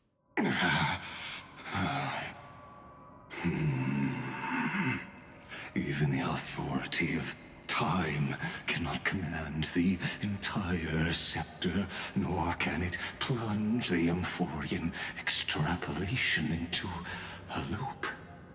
If this was no system malfunction, then was I implanted with a mimetic entity of the remembrance? You guessed it right away. As expected from someone people call the first genius.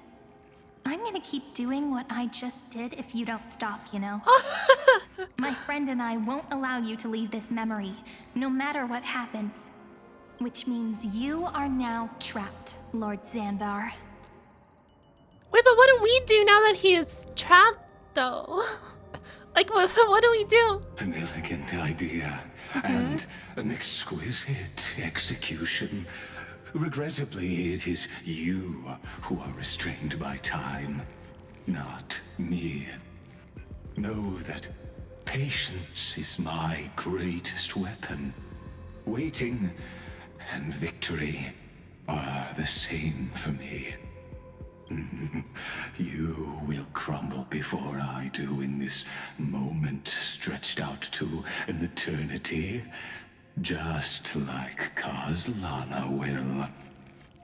Yet all I need to do is to wait, as yet another futile bug falls down the cliff and into the bottomless abyss. Now I'm a pink bug? My looks are seriously changing all the time. It's alright, you're so cute though. But you're not wrong. We're definitely not gonna solve the problem if we just put you in another prison. So that's why we never wanted to do that in the first place. Oh, can't figure that one out, genius. I shall answer your confusion purely out of my respect for those who came before me. Have you heard of the synesthesia dreamscape in the Asdana system? Interestingly, that place once had a prison too. Life forms living in that environment, abundant with memoria, have a chance to connect their perceptions with each other's. Even across great spatial divides, they're able to detect shifts in one another's states. I call this phenomenon memory zone entanglement. In Asdana, people made use of that phenomenon to build a nation within a dream. After adding in the catalysts of harmony and remembrance, that is. Is that how you walked into my prison cell? Using those same principles? I would much rather call this location our negotiation table, Lord Xandar. Nonetheless, your hypothesis is correct. We happen to have an ally skilled in tuning, while the Trailblazer and Miss Cyrene both have an astonishing amount of resolve, which I'm sure you can testify to. I am also sure that with the support of such a resolute memo sprite, our conversation can last for a long, long time. I'm the best at listening to stories, you know? I'll leave the exciting clash of the erudition to you two geniuses. A brainstorm? I like it. And it's 2 against 1? Well, I like it even more. Let's talk, Xandar. Take a guess. How much do you reckon we can dig out of your brain before the next second?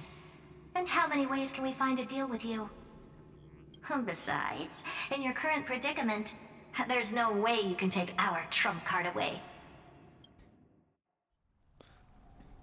Go, little one. Go. Overturn the Era Nova. On it! Like Hergus disappeared? For now. Kinda. In a way. It seems you had conducted a secret hunt in the depths that even I cannot reach. Oh. In that case, go. Swim onward and give this campaign a fitting end. I shall send you off with my song, Greyfry. May this song penetrate time and become the prelude to the new world. She pours her heart and soul into singing you farewell. For 1,000 years, this melody has never ceased in Styxia. Oh. Cinema.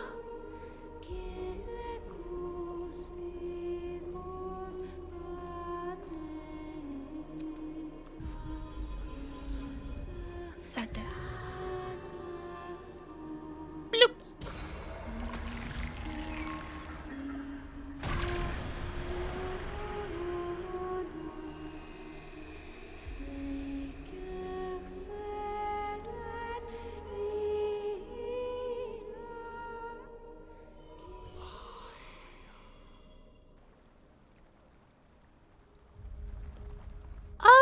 Okay, so now what?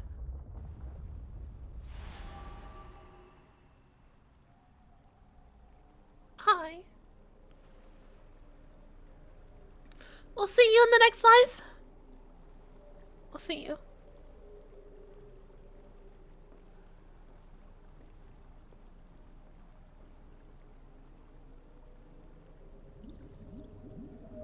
Dux Gladiorum, you have completed your duty.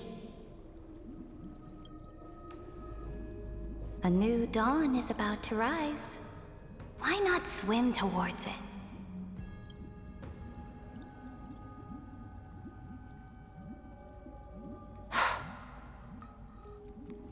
You died long ago, Imperator. Depart from my mind. But your duty towards the Imperator did not die with me. That duty will bind you no more. You will be able to hold for yourself one grandiose feast after another in the endless days to come. Yeah, come with us to the new world. Do it, do it, do it. So go.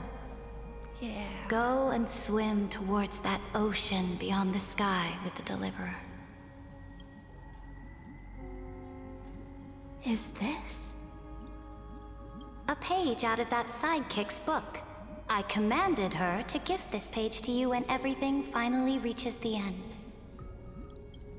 What's on this page? Memories. Lifelike memories.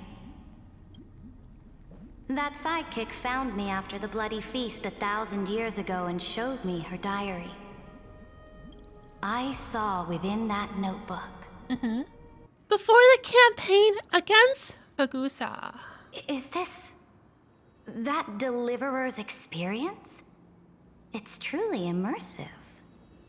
People beyond the sky apparently utilize this power to seal past scenery into crystals they call light cones. But I only know so much about the remembrance, so I can't completely replicate the past. But I'll do my best to talk about the missing parts. I'm all ears. Go on then. Do your best. But if your chatter gets too boring, or if I deem it offensive, then law will become forever beyond your reach. Got it. I'm sure you'll find this to your liking. After all, it's human nature to want to embark on a journey into the unknown. Right? Oh. Casterus and Flame Reaver. Huh. What brightly colored annals. The journey of the Deliverer's conquest. Let me partake in it. Is this a fortress in the sky? Let's go! This is the first step of my friend's journey among the starry seas. The recap This place is called the Herta Space Station. Just think of it as a supersized grove of Epiphany. Oh, so it's the territory of that witch. She and another Antikytherian lent me a helping hand back at the banquet. Look, over there. Looks like she's talking to Madame Herta in this memory. Let's go listen to what she thinks about this world, all constructed by eons and paths. Are you telling me that woman is Herta? It's just her little robots. Shorter than I remember. Hold on, design check, design check. Cute. Wait, those are bat wings. Oh, that's adorable. Pretty nice space station, huh? But just wait. After a couple more stops on the Astral Express, you'll see sights that'll make this place look ordinary. Oh, the cosmos is so vast that the unknowns far outnumber the knowns. But none of them will end up being anything amazing. The farther you go, the more you'll understand what I mean. So do your best with the nameless. Break a leg! And remember to send an update or two to Asta when you've got some downtime. Okay. She certainly shares my way of thinking. Only that instead of a conquest through blood and fire, they chose a gentler path. Oh? Are her ideals about to be challenged? And awakened a new perspective? People call Madame Herta and Mr. Screwlum geniuses. Apparently, only the smartest people in the cosmos can receive the blessings of Nous, Amphorius' true creator. Do you mean that even individuals of such nobility are merely subordinates to a god? On the contrary, after all, it was the very first of them who created the god. But I don't really know all the details about that. You might be able to ask Madame Herta herself when you get the chance. Let's go check out some other worlds next, shall we? Bellabog? She is so tiny. Oh my god. This next stop on the journey has a lot of similarities to Amphorius. A snow-covered land? Bellabog! Interesting. This star is named Eurillo 6. That name sounds so cold. Bellabog sounds better. The girl we see here holds a similar station to you, Imperator. She's the supreme guardian of this world, a leader who took up the mantle of government during a disaster. I did not expect the Empress of this world to be so young. Well, your appearance isn't much older. True, at least like outwardly. The object in the distance resembles Nikador. Is it a weapon? No, it's called... Right! The Geological Reconstruction Unit. Just Georios' Titankin? Disappointing. Huh. Interesting. It's all thanks to you that we survived the crisis. The collaboration with the IPC is both an opportunity and a challenge. Nonetheless, it's an important step in our journey back into the universe. This world was sealed beneath its sky just like Amphorius was, and they only managed to reconnect with the stars when the Nameless arrived. That IPC she spoke of, is it a more powerful organization? Yes, the IPC conquered many worlds through trade, and opened up a vast territory that way. There are many such powerful alliances beyond Amphorius, and they all walk on roads different from the destruction. There you go, open her perspective. Coming back to the Supreme Guardian and her Bellabog, didn't they find a peaceful way to enter the interstellar community? That cannot be true. That IPC would never have grown so big on trade alone. Well, they did. It may pretend to be a wealthy merchant with clean hands, but I am willing to bet that it grew fat on gory oppression and bloodshed. Its path of conquest must have had no mercy for the weak and would have destroyed them if needed. Are you telling me that this snowland never thought about tossing its dignity to the wind and kneeling to the IPC? Nope. I will not believe it. They're quite resilient. I will never allow the Imperator's empire to be sullied by others. Amphorius must become a power so strong that no interstellar foreigner would dare to look down upon us. All right, relax. Imperator, Bellabog isn't as weak as you imagine. Listen. I indeed hesitated. But now I understand what we must do. Bellabog must learn how to walk on her own until she no longer needs the support of others and can stand on her 2 feet among the stars. Even if I may not live to see it, I believe such a day will surely come. They still have their dignity intact.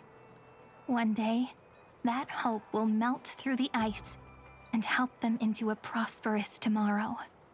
But the order of the cosmos is already set in stone. The old laws decree that only the strong survive, binding the weak in an unbroken chain, until they wither and turn to dust. Unless they embrace the power of the destruction. That's just the narrative that you've been fed. That's all nonsense. Amphorius must shatter the old law and become the new order among the stars. You don't have to, necessarily. Speaking of the Order, another one of my friend's companions may be able to enlighten you further on that. Let's go to the next page.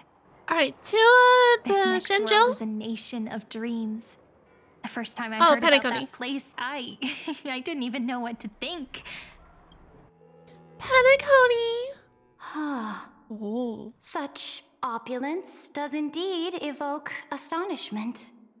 This world is called Penacony, an eternal city built upon a land of dreams.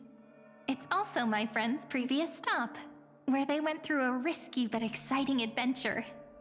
Tell me about it then. That man standing afar has wings on his head.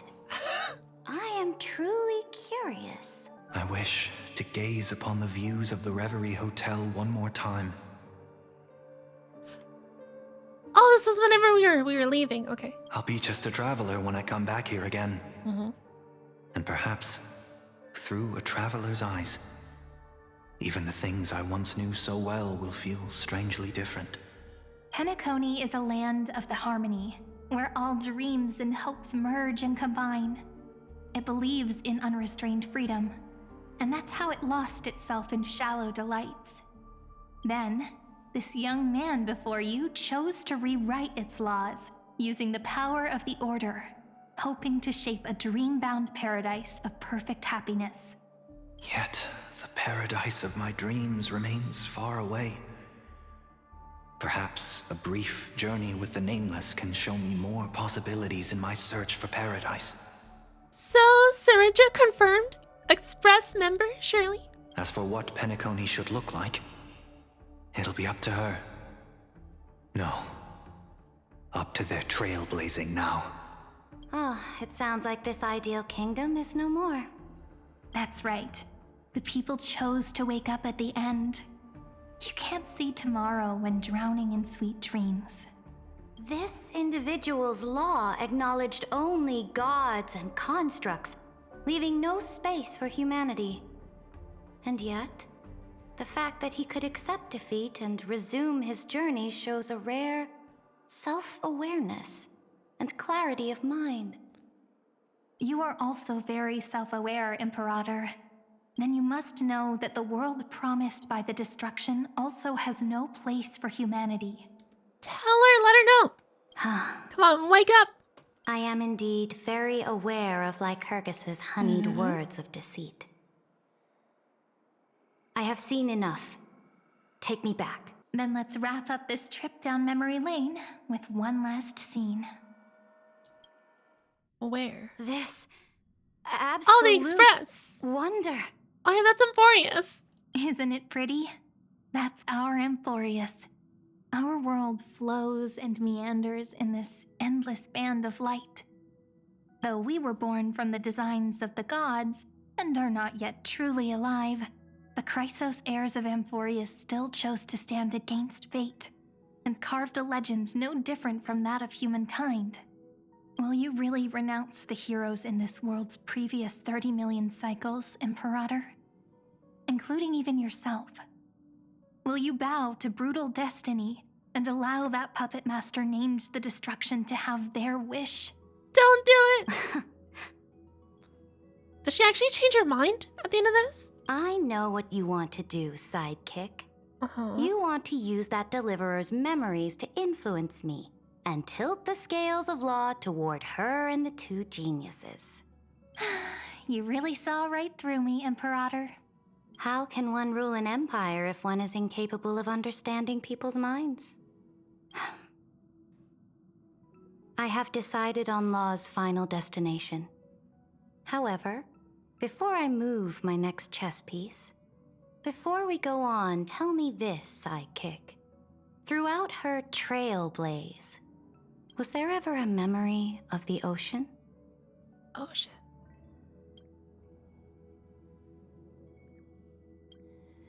The ocean. My cradle. My home. You shall complete your conquest in the ocean at the boundaries of this world, and eternally slumber in the sound of tides. The delivery here, oh my god. You shall eternally slumber in the sound of tides, and complete your conquest in the ocean at the boundaries of this world. Our prophecies aligned as flawlessly as a sea snake circling upon itself.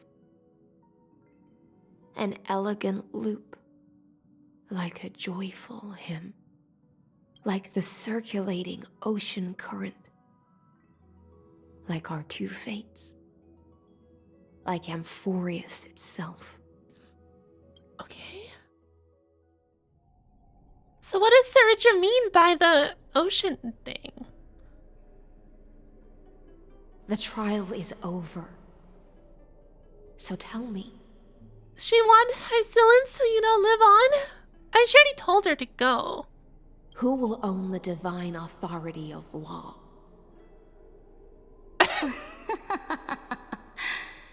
I won't give it to anyone. Or I guess that works too. What?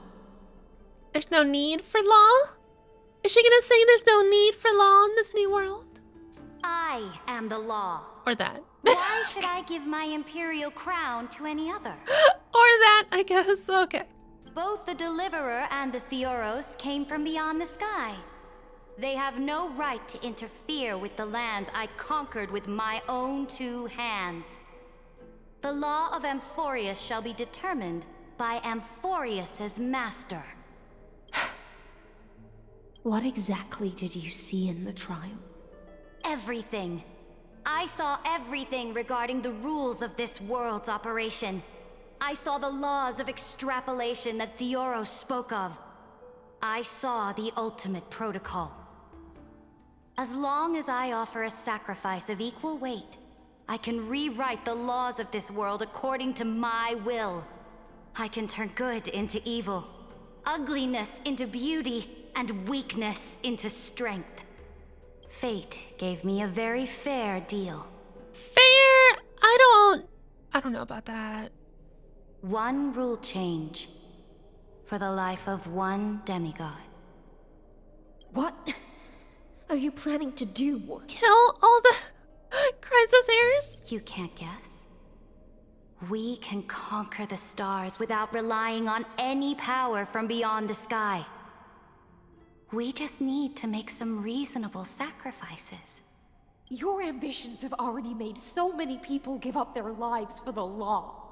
And you're still not done?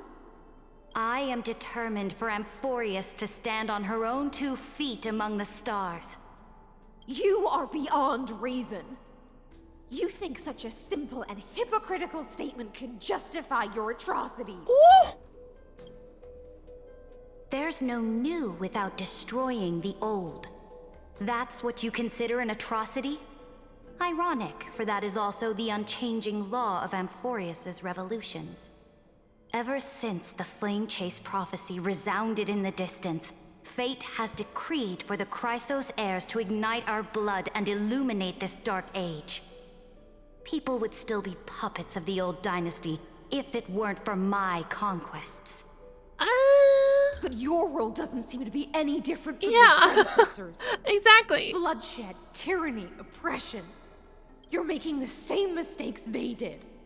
Go and see everything for yourself. Go to any library I've built. Go listen to the rumors on every street corner.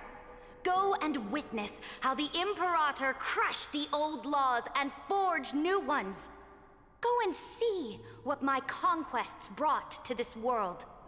I cleansed the Chrysos War's filth, and mended all the conflicts left by the Era Bellica. I restored Akima's might, and allowed mortals and Chrysos heirs to face each other as equals in the Council. I punished all sins, and rewarded all achievements. I mean, when you phrase it like that, it's like... I mean... Whenever you phrase it like that, it's hard to argue. I smashed Talantin's shackles, united humankind to save themselves, and started the Flame Chase era. That's what the Imperator has done in her glorious life. So now, hearken to my final words. History will eventually forget Saridra. But it will never forget the Imperator's people or the Flame Chase era she began. Final words.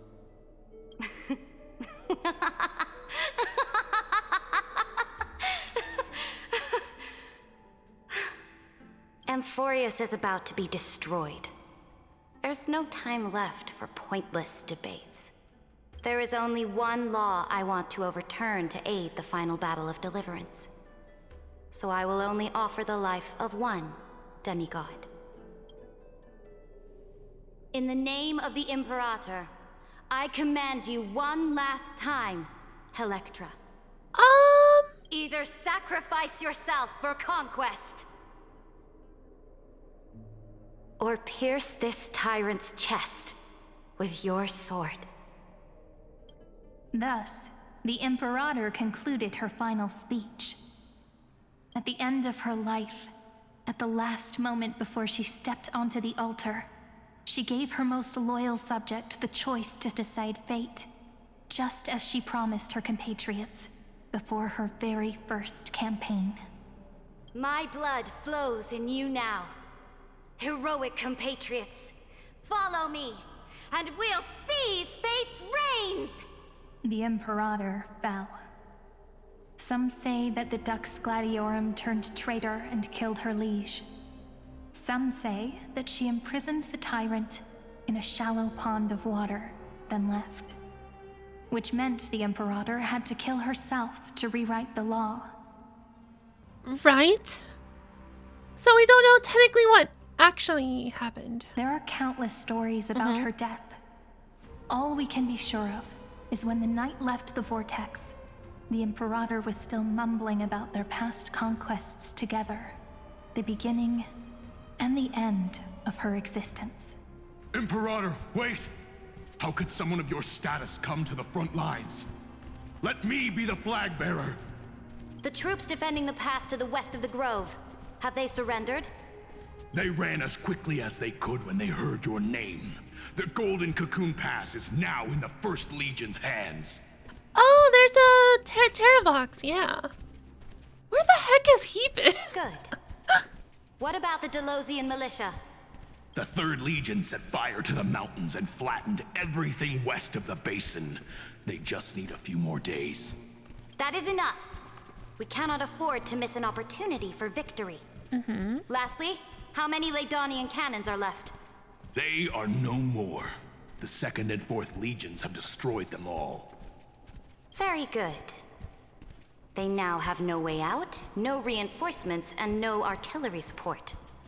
We will be able to liberate the Grove of Epiphany in the blink of an eye. We will launch the final charge 1 quint after the curtain fall hour tomorrow. Remember, as long as the Alliance's flag still flies on my shoulders, you must keep moving forward. Got it! Take no prisoners among the enemy soldiers. All sages who resist are to be captured and tried according to martial law. And do not destroy any books. Now go! Notify the entire army. Understood. Those who are resolved to die, we salute you. Reporting in. The mountain dwellers are resisting fiercely, and the legendary Mountain Breaker has personally engaged in battle. Their formations are nigh impenetrable. Then cease our frontal assault. Send scouts to all legions and tell them to retreat into the Tritos Plains before the parting hour. Are you planning to surrender? It's a strategic change of plans. The seismic walking dragon is enough for that battlefield. Walking dragon? You mean that stupid beast, Terravox? What can they even do? Stupid? No.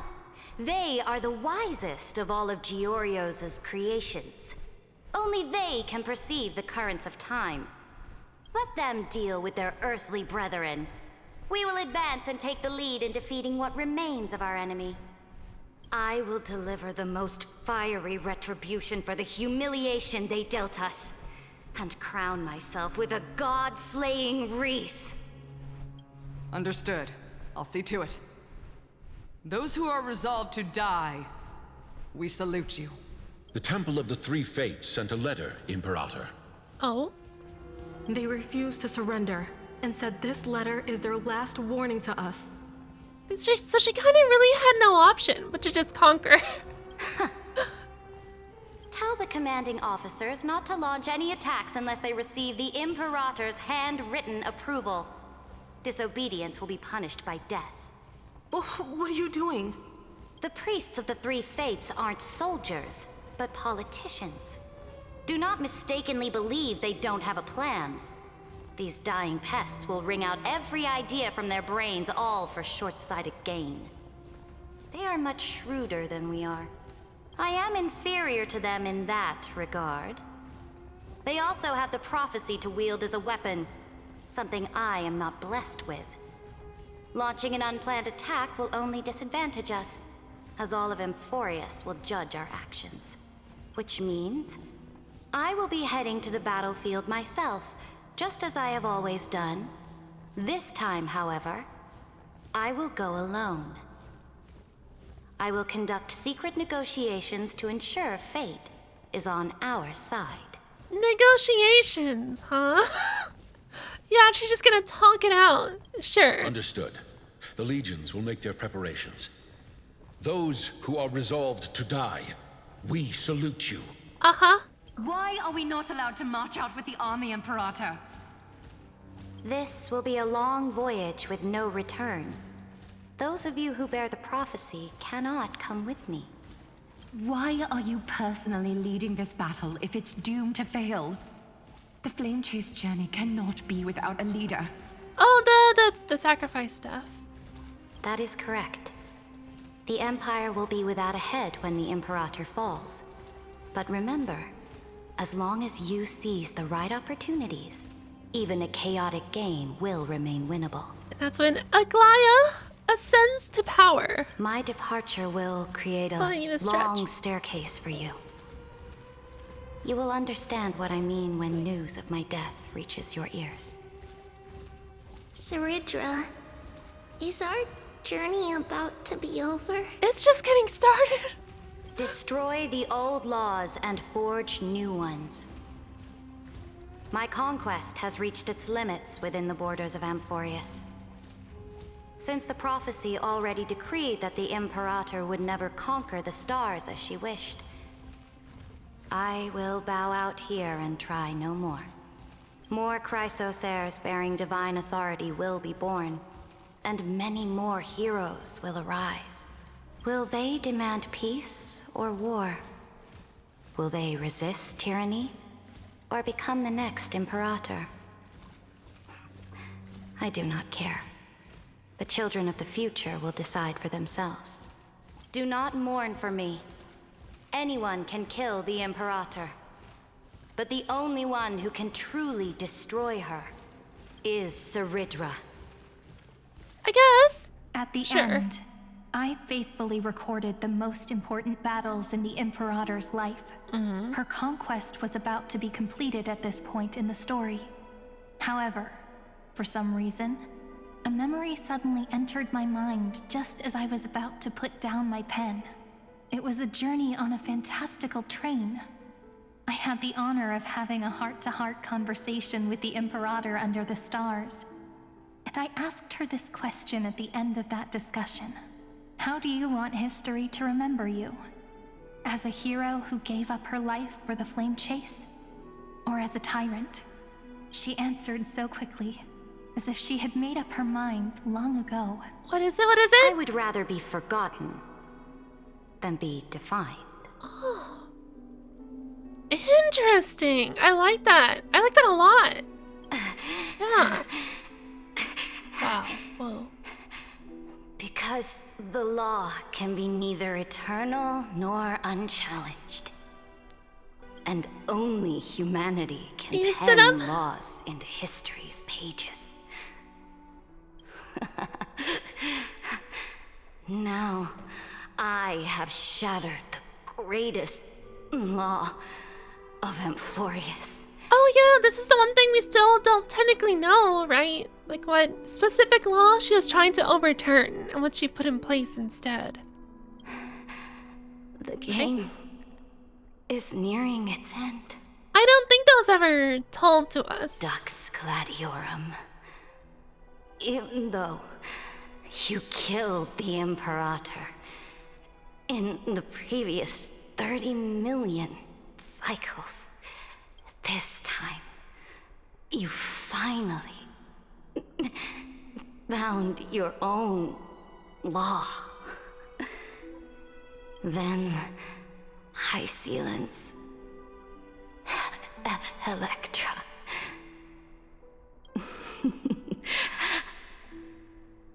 I will ask someone to deliver the prophecy's ocean at the boundaries of this world to you. And that she did. Oh. Will you choose to swim into that ocean? I do not care. Do not care.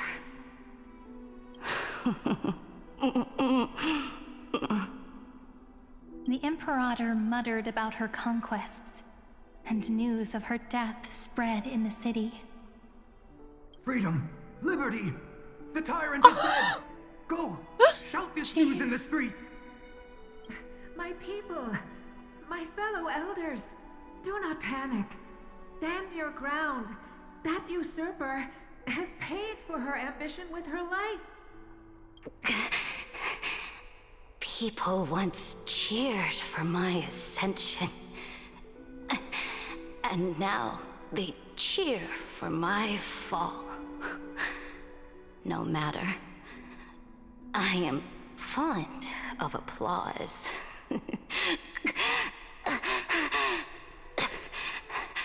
Jeez. That felt so real. Oh my god. I see the cosmos, the battlefield that I cannot reach. I will return in the next cycle.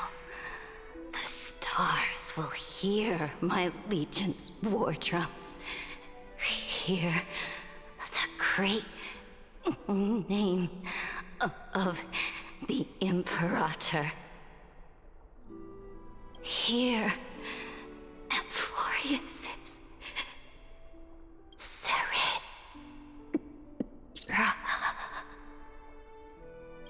To this day, we do not know which rule the Imperator overwrote at the cost of her life. Oh, we don't know? Oh, of course we don't know. Perhaps the truth will only be revealed at the moment of checkmate, just like every chess game she ever played. Oh, so next patch, got it. We only know her death inflamed Akama. On one side of the city, those who defended liberty toppled her statues to the ground. On the other side, her supporters put themselves between the masses and her monuments, declaring loudly that the Sovereign is still among the people.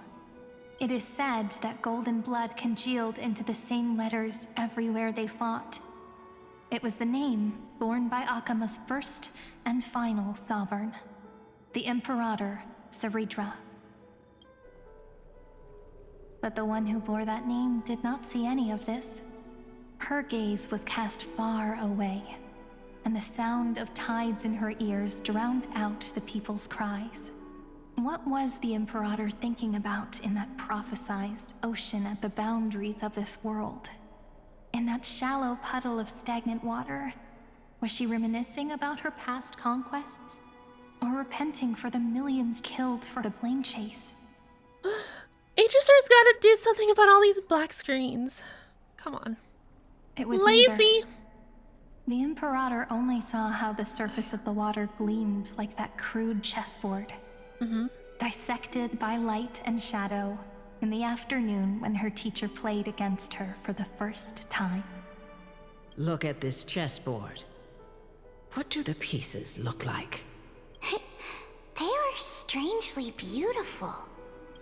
They look like the stars in the night sky ablaze.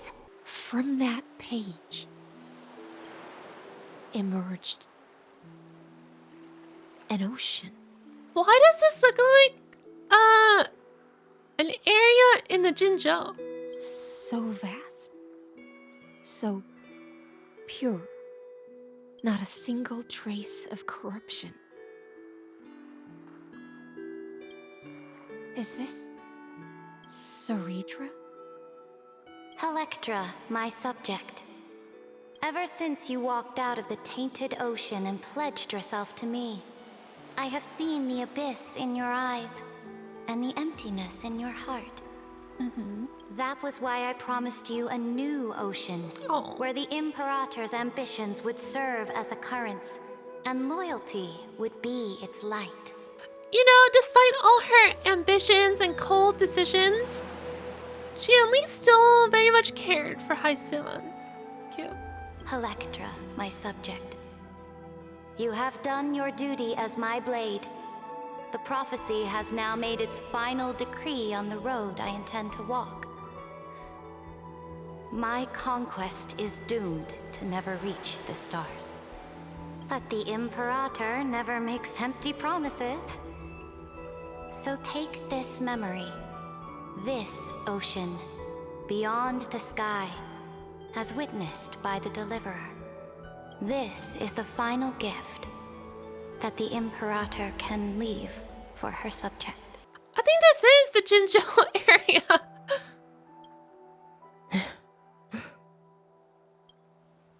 I think. When I was still a fish in the ocean, I always felt so genuine swimming through the waters. But that also looks like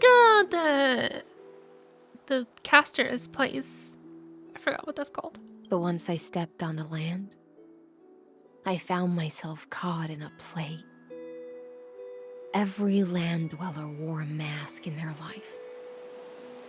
So I, too, donned a costume and tried to find my role in this show. I became your blade in war and the violin strings at banquets. Do you still not get it? I do not long for the oceanic depths of my homeland. Nor do I crave the swelling seas beyond the sky.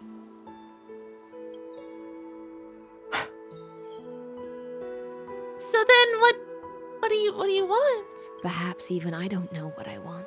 Well, there you go. I still don't know where I should swim to even at the end. That's okay. But I know one thing right now. A fish is simply a fish.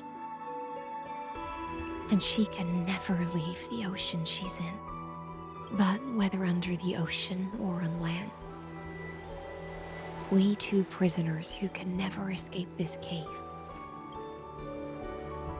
can still look outside the cave and see the stars. I have to admit... Oh, what the? The 12-factor simulation of life in this experiment has far exceeded my expectations. Are you gonna give up? Make your choice then, Senior Society member. Do you want to keep walking down the wrong path and be remembered for your incorrect conclusions?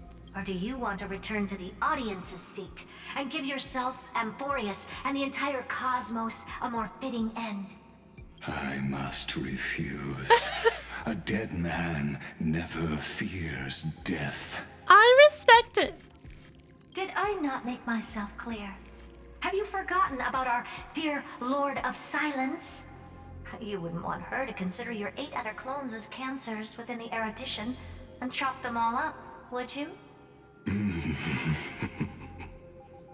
Your logical deductions are vastly different from mine. Therefore, allow me to provide one more academic recommendation. It's not gonna work. Listen, my peers.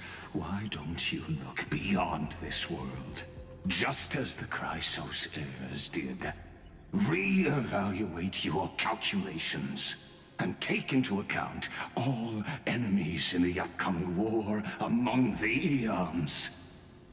Amphorius is not a place where 3 paths entangle, but where 3 paths fight to the death.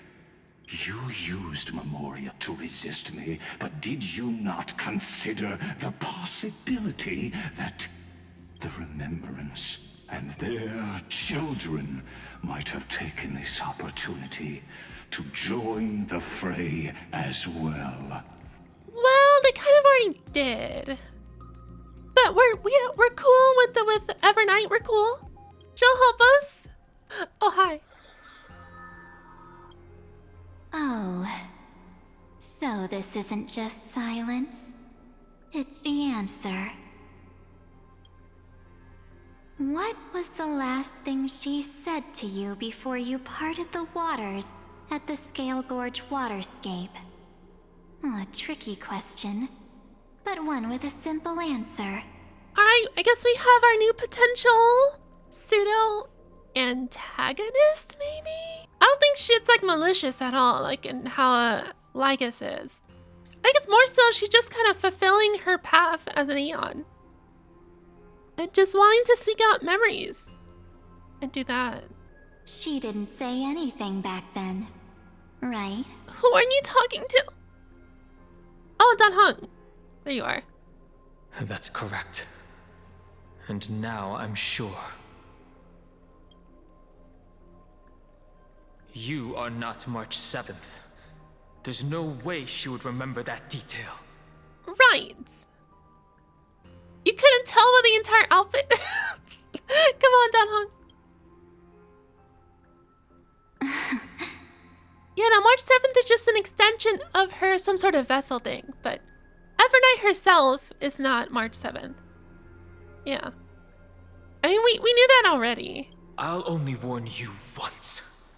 Leave her body now. Oh, so some sort of possession thing. So sort of like what Fantilia did to Tingyan. How impulsive. That's not like you at all. Why don't you calm down and think about another possibility? I didn't take over March 7th's body. Right. Either that, like you're the original, air quotes, original March 7th is an extension of her. Rather, it's March 7th who regained my memories. Mm-hmm. Oh, come on! Okay, so we have our pseudo antagonist set up for the next arc. Evernight and Dan Heng in this new cycle. We're probably gonna meet him in his new form, so that'll be great. But oh man. Although the overall conclusion of kind of the story theme is very similar to what we've already kind of experienced a few times already, I did like the additional depth they gave to Saridra. Hi, Sealins! Is such a sweetheart. I love her. I will say Lygus does drag it out a little bit too much. With his shenanigans and words and cryptic messaging and metaphors. It's like, I kind of get lost a little bit in what he's trying to say. So it's a bit hard to follow. Also plot-wise, whenever they actually like extend beyond the worlds and go into like big universe Aeon stuff and like past things, that's where I kind of get a little lost. Because that's a bit harder to kind of connect all the stories together. For that, I'll have to watch like the lore videos that actually like go into that a little more. This is gonna be like the last final cycle, basically. So we'll reset it one more time, and then Evernight's gonna do some shenanigans. And we'll see what that does. Overall, outside of a lot of Lygus's dragging monologue, that I will say, it did kind of overstay a little bit in some scenes. And there were moments where I was kind of losing a little bit of interest. Just like, okay, just wrap it up already. We've gone through this so many patches by now. And we've heard your schemes. We know what you want to do. There's no use of doing all this mumbo jumbo trying to convince us. I really like Lygus as like a villain. In the sense of he's so true to his convictions and ideals. Still really wish, Hoyo, it's about time. Stop with the black screens, please. Figure out something. Get some more artworks or something in there. Or just have us stand around with the characters. Just something. All those dialogue spots where it has the black screen, it's so hard to keep attention and focus. Those parts are always kind of disappointing. Even though the dialogue that's in it, those scenes themselves, are usually pretty important. And probably could use some assistance from like background art or something. I don't get it. Cyrene easily stole the show. She was wonderful throughout the entire thing. The story could actually go on for even longer though, right? Because we still have the patches of Evernight and Terravox, which is New Dawn Hung. And then we have Cyrene, who I imagine is right after that. I assume then Cyrene's stuff will be the epilogue of Emphorius finally. And then we'll see what happens. Overall, I think I'd give this, like what, maybe an 8 or so? So even though like the individual stuff that was going on was different than all the 33 million cycles previously, it's still pretty much the same story. And so this, I hope, is different with Evernight, but I don't know. We'll see. Maybe it's like I'm hitting a little bit of Emphorius fatigue in the sense of like the same story beat of repeating. It's getting a little stale right now. So we'll see if the next arc can spark up something new, some more interest or something. But that was that. We'll see where the story continues in Saga of Emphorius. I really hope, cross my fingers, that we don't hit the same kind of story beats again for the Evernight stuff where, you know, there's some big conflict, she's trying to, you know, take possession of whatever, blah, blah, blah, evil, sure, antagonist things. And then we just reset the cycle again. Like, oh God. That's probably what's gonna happen, but we'll see. Depending on how far she goes, we might have to resort to that. I just hope that it just tries something different. But I guess in the frame of the overall story, that's probably a little hard. But we'll see. Thank you all for enjoying and taking the time to watch. Everyone say goodbye to Hysolins. Goodbye. Say it. Goodbye.